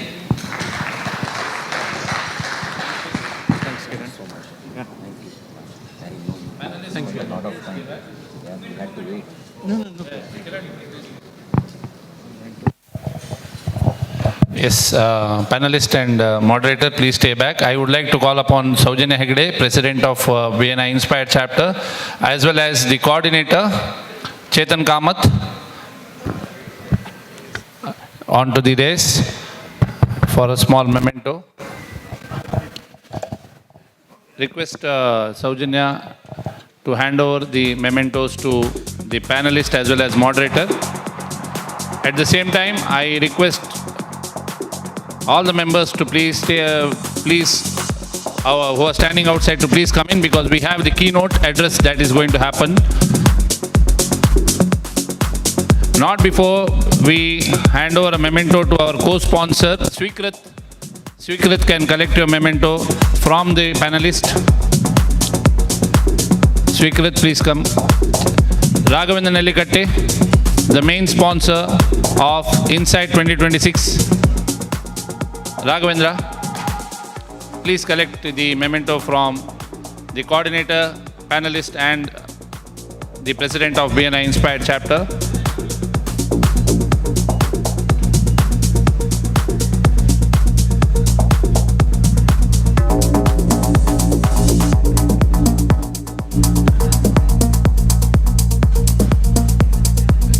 Yes, Raghavendra Nellikatte, sponsor, main sponsor. Chetan.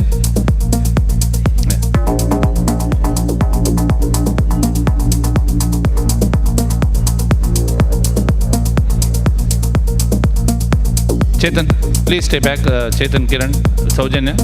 Main sponsor, memento, please. Yeah. Yes, big round of applause for Raghavendra Nellikatte, the main sponsor of Insight 2026, without whose support this event would not have been possible. At the same time, I request Darshan Raikar to please come and take this memento as well. Darshan Raikar, memento, please. Yes, Darshan, it's your time to present your... Yes, we have Swikrit, one of our co-sponsors. Please hand over the memento to the co-sponsor Sweekrit. Big round of applause, ladies and gentlemen. Sweekrit of Digital Planet, Darshan Raikar of LED Zone. Yes, now we have a short presentation by our co-sponsor, Darshan Raikar of LED Zone, and followed by the most important keynote that we are all waiting to hear, Sri Devraj sir. Yes, over to Darshan. Good evening, ladies and gentlemen. Good evening. Hi, my name is Darshan. I'm from LED Zone. I'm a lighting solutions provider. We are located in PO Mall, BJ, Mangalore. Just a brief about us. We started our business in 2012, over a decade now. We have a decorative lighting showroom, retail lighting showroom, situated in PO Mall. We also have a dedicated service center for all type of lighting repairs. Just a screenshot about our showroom. This is a retail display area. This is the outdoor lighting display area. We also have a dedicated decorative lighting display area. Just a brief about we two partners, me and Dheeraj Shetty. We both have masters in specific domains, and we have previous work experience, and we also are Lutron certified lighting designers. This is one of the favorite architectural lighting product now across India, which is used by many architects. So this is a spotlight which has a 5 years warranty, and as you can see, it is having a glare ratio of less than 10%. Basically what happens when you use these type of products is you don't feel if the light is on. So basically the glare is so less, it is very soothing in offices, residences, all these spaces. And 10 years service assurance from the company. So very value addition product for homes. And one of the recent projects what we have done a lighting restoration project recently. This is STM Naturopathy and Yogi Science. This was the lighting design what we had proposed. So this is a 3D design for the existing project. So in the end, we finally executed in this manner. Basically, the top canopies, we have used very small bird-type fixtures, which gets camouflaged in the ceiling. So basically, you cannot make out if the light fixture is on or off. This is our Google summary. We are almost now 14 years in the market. So we have Just Dial rating about 4.8, Google review of around 4.8. Shows we are dealing with really good products, good service, and quality is basically what we always assure to our customers. So we have this rating. Definitely everybody knows maintaining this rating since long, 14 years is a difficult task. So yeah, thank you for this opportunity. I know everybody is it is late. Thank you once again. Thank you for throwing some light on your business of LED Zone, Darshan. Thank you so much. Over to the main event. I request the LVH team, the leadership team outside to please come inside, as we are going to have a closed door meeting, the keynote address by Devraj, Sri Devraj sir. So I request Sunil Duttpai to introduce the keynote speaker. Meanwhile, I request the LVH team to send all the members outside to please take their respective seats so that we can have an uninterrupted keynote address. Thank you. Thank you, Mahesh. Sir, it gives me great pleasure to introduce today's keynote speaker, Mr. Devraj K, Director at Ministry of MSME, Government of India. He is a mechanical engineering graduated from Visvesvaraya College of Engineering, Bangalore University. He has 29 years of vast experience in various fields. Currently, as a Director of Ministry of MSME, playing a vital role in promoting various government schemes designated to empower entrepreneurs and thereby strengthen the MSME sector by sensitizing youth about opportunity to become entrepreneurs, encouraging present entrepreneurs to obtain, along with the MSME, incentives and adoption of policies for faster innovation. He has 7 years experience as STEM consultant under World Bank project and 4 years as a Meta Spark, providing strong foundation in solving technical problem. His skills and strength are policy promotion and emerge with the stakeholders, entrepreneurial ecosystem development, technical experience is mechanical engineering. His vision is to his vision is to bridge the gap between government incentives and get greater volume from the ensuring that both aspiring and established entrepreneurs benefit from ministry program. So I heartily welcome Mr. Devraj K with a big round of applause. Sir. In Mangalore after 1 year of my stay in Mangalore. So it's always good that I get an opportunity to visit Mangalore for so many reasons. So I'm an odd man out here because all are business owners. So trying to get any reference during these sessions. Okay, anyhow, let me tell you that I'm going to give some very good information about the incentives that has been given out by Government of India, Ministry of MSME.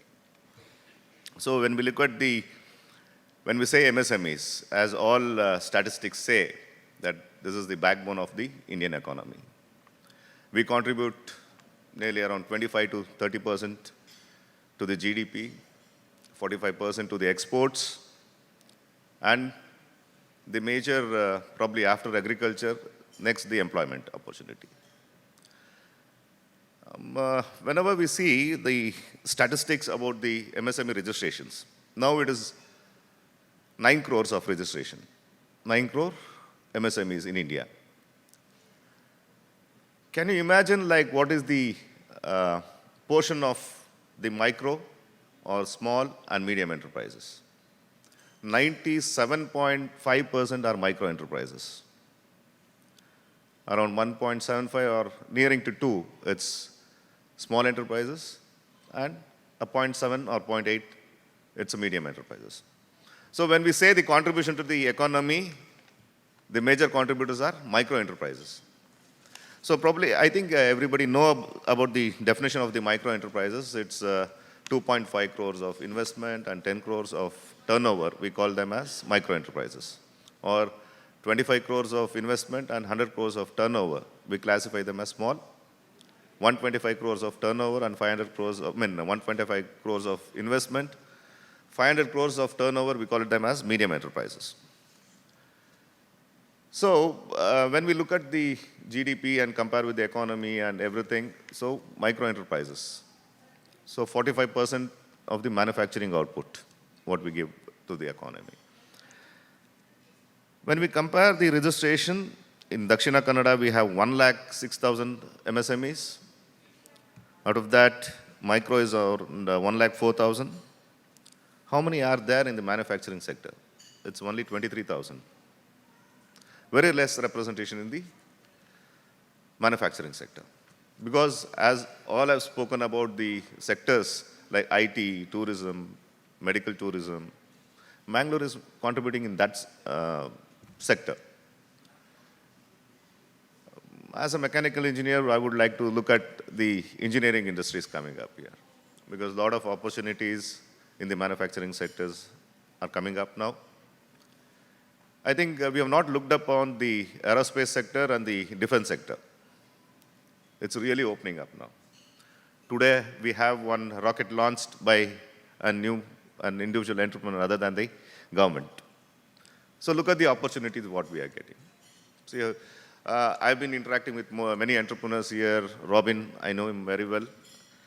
So only the constraints in the Mangalore region or the Dakshina Kannada or Udupi region is getting the industrial land. IT sectors, multi-storied building, you can accommodate yourself. But looking at the manufacturing sector, you need a specific industrial area with all the compliances of the pollution control, boards, and a lot more compliances. So that is where the investments in this region on the manufacturing sector is getting a very less response. So that is, again, the state matters where we don't contribute much in that. But to promote the micro and small enterprises, we have the plethora of schemes, like from the innovation to the market, I can say, where I can handhold the micro and small enterprises. We were talking about the industry, academia, collaborations. Even the government has thought about it. Now it's time for the industry associations to get collaborated with academia. A lot of innovations happen at that institutions. A lot of new things come up, but it is not getting adopted in the industry sector. For an example, now if I talk about incubation centers, we have a lot more incubation cells happening from different ministries. From our ministry, we have been identifying technical institutions to become a host institute, to mentor that innovative ideas. What we do, we identify the engineering colleges because we get ready mentors there, ready infrastructure there to support the innovation things getting incubated and getting a prototype of things. Now we have in Dakshina Kannada, we have Ennapoya, St. Joseph's of Engineering College, Srinivasa Institute of Technology, Mangalore Institute of Technology have been identified as host institute. So each ideas that are going to get incubated in these institutes will get 15 lakhs of rupees as a fund. Where if it is a student project, 100% is given by us. If it is an MSME, as they were telling the collaboration, an industry has to reach out to the institutions like this with their problem statement. Definitely, I'll say, at a very cheaper rate, at a very lesser cost, you'll get the solutions for it. As an MSMEs, whenever we interact with the associations or the Chamber of Commerce or the individual entrepreneurs, they don't find time for these type of activities. R&D is not there.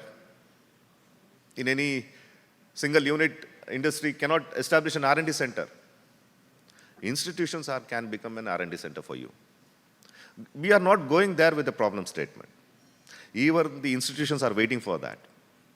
Because the students, when they get enrolled with the engineering colleges, they aim at only getting the job. Nobody thinks about the entrepreneurship. Lot more opportunities are available. I was mentioning about the defense. There is a portal called Srijan. Thousands of components are there for indigenization. Anybody can pick up that. It may be the defense production centers like HAL, BEL, VML, ISRO, DRDO. Lot of activities have been carried out now. DRDO is pushing for most of the components to get indigenized, and they want micro and small enterprises only. They're not pumping that products to HAL, BL, and BHEL. They are trying to identify the micro. There's a lot of opportunities. Please visit Srijan portal, SRIJAN. You'll get more information on those things.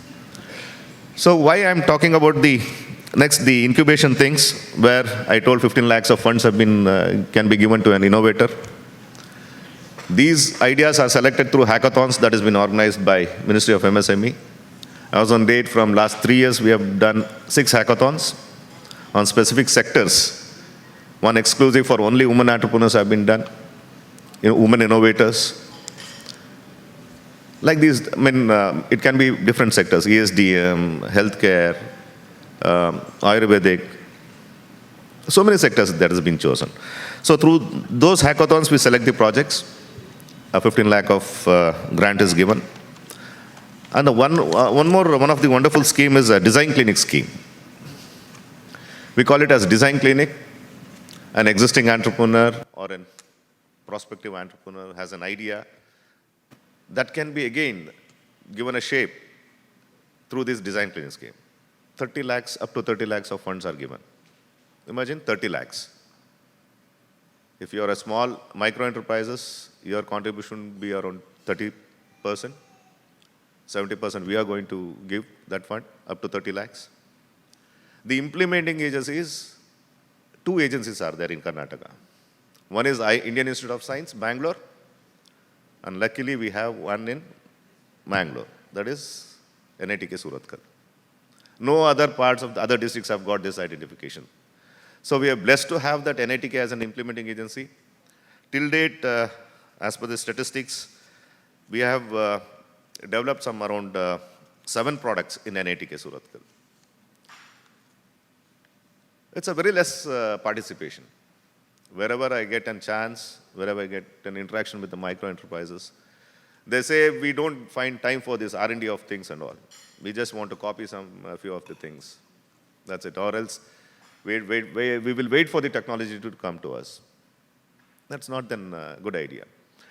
Surathkal, they are doing a lot of awareness programs. I think 3 awareness programs have been done through associations to market these schemes. So I would suggest all the BNI members to take this opportunity and identify some of the, diversify your products now. In your system business, like lighting, automation, is there something could be done another way ahead? You can approach NITK Surathkal with your problem statements. You can get a solution for that without spending money much, right? So that was the constraint. Money always plays a role.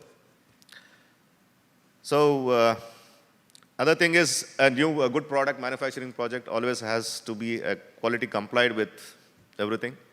We have a lean manufacturing scheme. It's for the manufacturing enterprises where we give 90% of funding. What is this lean manufacturing? It's reducing waste. It is not only the waste what we talk about. It can be power, it can be manpower, it can be material, so many things. So these are things done through the lean manufacturing practices. We have professionals in that, consultants, who guide you through that practices, where the habits change and your involvement with employer-employee relationship gets better. So these type of things, where each consultant charges not less than 3.6 lakhs. So we're going to give 90% of that from the Government of India. Only 10% has to be borne by you. This works in a cluster format. Probably a minimum size of 5 units has to come together, form a small SPV, and then the consultant would be able to do it in this 5 units. One consultant can be deputed. We can't put one consultant for 1 unit. That consultant will be going around with the 5 units. So this is one where we try to improve the quality of product by bringing in good practices. That is one. And we also talk about the intellectual property rights. Wherever there is an innovation, you have to protect that. For the patents, we give, for domestic patent, we give 1 lakh reimbursement. For international patent, up to 5 lakhs. It's all now digitalized. Everything is online. No need to carry your papers. It's all, the application have to be online. So what I urge is micro and small enterprises, if there is any patents, I think from Mangalore we have done already 2-3 reimbursements. People have approached us and we have done it. So these are all some of the incentives what I told. When I started with this innovation to market, so I think we have started with innovation and everywhere, good manufacturing practices. Marketing also we are supporting in a huge way. We have got a procurement and marketing support scheme which says any micro and small enterprises who are into manufacturing and service sectors can participate in any trade fair that is happening in India. Presently in India, 2 times in a year, financial year, they can participate. Woman entrepreneur gets 100% stall charges reimbursed, up to 1.25 lakhs if it is in A cities. Tier 2 cities like other cities, we get up to 80,000 rupees stall charges. Other male entrepreneurs get 80% of it, the stall charges. And there is a component of contingency that is 25,000 that can be utilized for traveling to participate in the trade fair and also the marketing publicity materials. you have to be displayed in the trade fairs. So that is hugely successful. Last year, we were able to give around 6 crores of reimbursement in Karnataka for 17 districts, what I am talking about, where Bangalore looks after. There were around 550 entrepreneurs taking the advantage of it. Any trade fair exhibitions that has been approved by the ministry, and I mean to say 90% of the major trade fairs, we are approving that. If we talk about IMTEX, Asia LabX, some Electronics Week, most of the exhibitions we are trying to accommodate micro and small enterprises. So that is one. And one more thing is somebody was talking about the big enterprises getting collaborated with micro, small enterprises. Through the public procurement policy, we have mandatory 25% purchase from the CPSUs, centrally owned PSUs. They have to purchase mandatorily 25% of their overall procurement. HAL procures 2,000 crores. My share, MSME share is 25%. So there's a huge opportunity. Out of that 25%, 3% exclusively from the woman entrepreneur. They have to procure. It's mandatory for them. They're getting penalized if they're not procuring. From an SC/ST entrepreneur, 4% of that. I mean 5% again. So a lot of opportunities. Now CPSUs, like in Dakshina Kannada, we have MRPL, KOCL, Udupi Cochin Shipyard. We are trying to, I think 3-4 years back, we had done a vendor development program, bringing in Bharat Electronics from Bangalore, BHEL, HAL has participated. So we are trying to bridge that gap. We are also trying to do that. If in near future any associations come forward, we are very happily, participate in those vendor development programs. So there is a large chunk of share in the products, and to our surprise, all the PSUs, all the central government PSUs have started procuring more than 35% now. They have crossed that 25%. Only sector where they are not able to reach is women entrepreneur. 1.75%, 1.78% is the area. So again, there is a lot of opportunities for women entrepreneurs. So manufacturing, it's not so difficult. So you guys think about it, getting into the manufacturing activity. ESDM sector is picking up. There is a program by DGFT now. They have identified 120 districts all over India where they are selected 120 districts, 5 from Karnataka. One is Dakshina Kannada. Bangalore Urban, Dakshina Kannada, Hasan, Kolar, Belagavi. These are the 5 districts. They have started in the pilot project as district as an export hub. District as an export hub. So next 3 months, 6 months, lot of promotions are going to happen. I think next program is with KCCA on 30th by DGFT. There is one program. They want to give the knowledge about the export procedures, what is the compliances. Directly DGFT is participating. And it's in mission mode now. There's an export promotion mission happening. That scheme was announced in the budget. It's on a mission mode now. Every 15 days, the district committee has been formed. They have to have a meeting with all the stakeholders, give the inputs to the government, central government, DGFT. So a lot of initiatives are there. Export opportunities are coming up. Since we have a port here, we have an advantage about the components to be exported. So please do take care of that advantage. So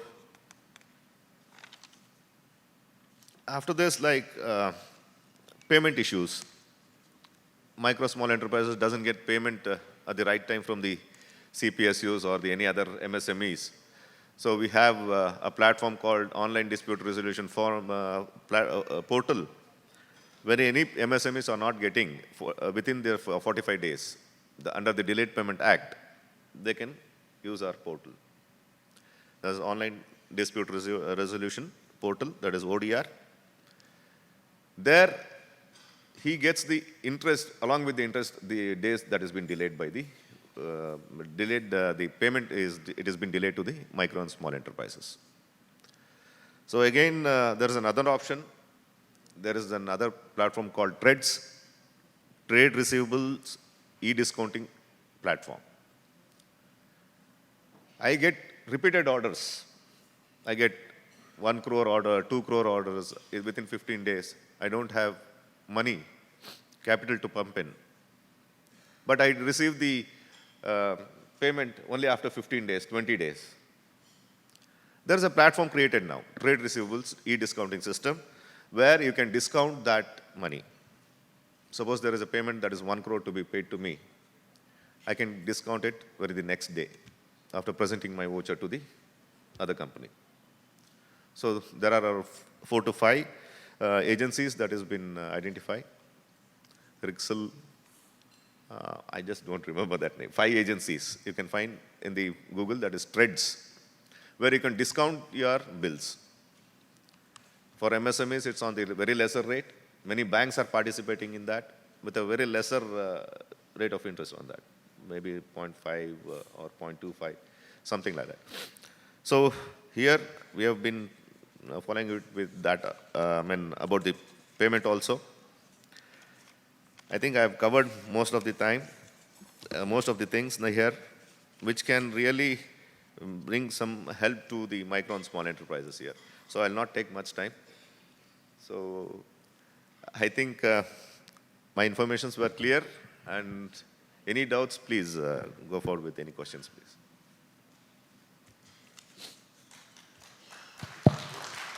Any questions? Any questions regarding the MSME? Faisal, आइए.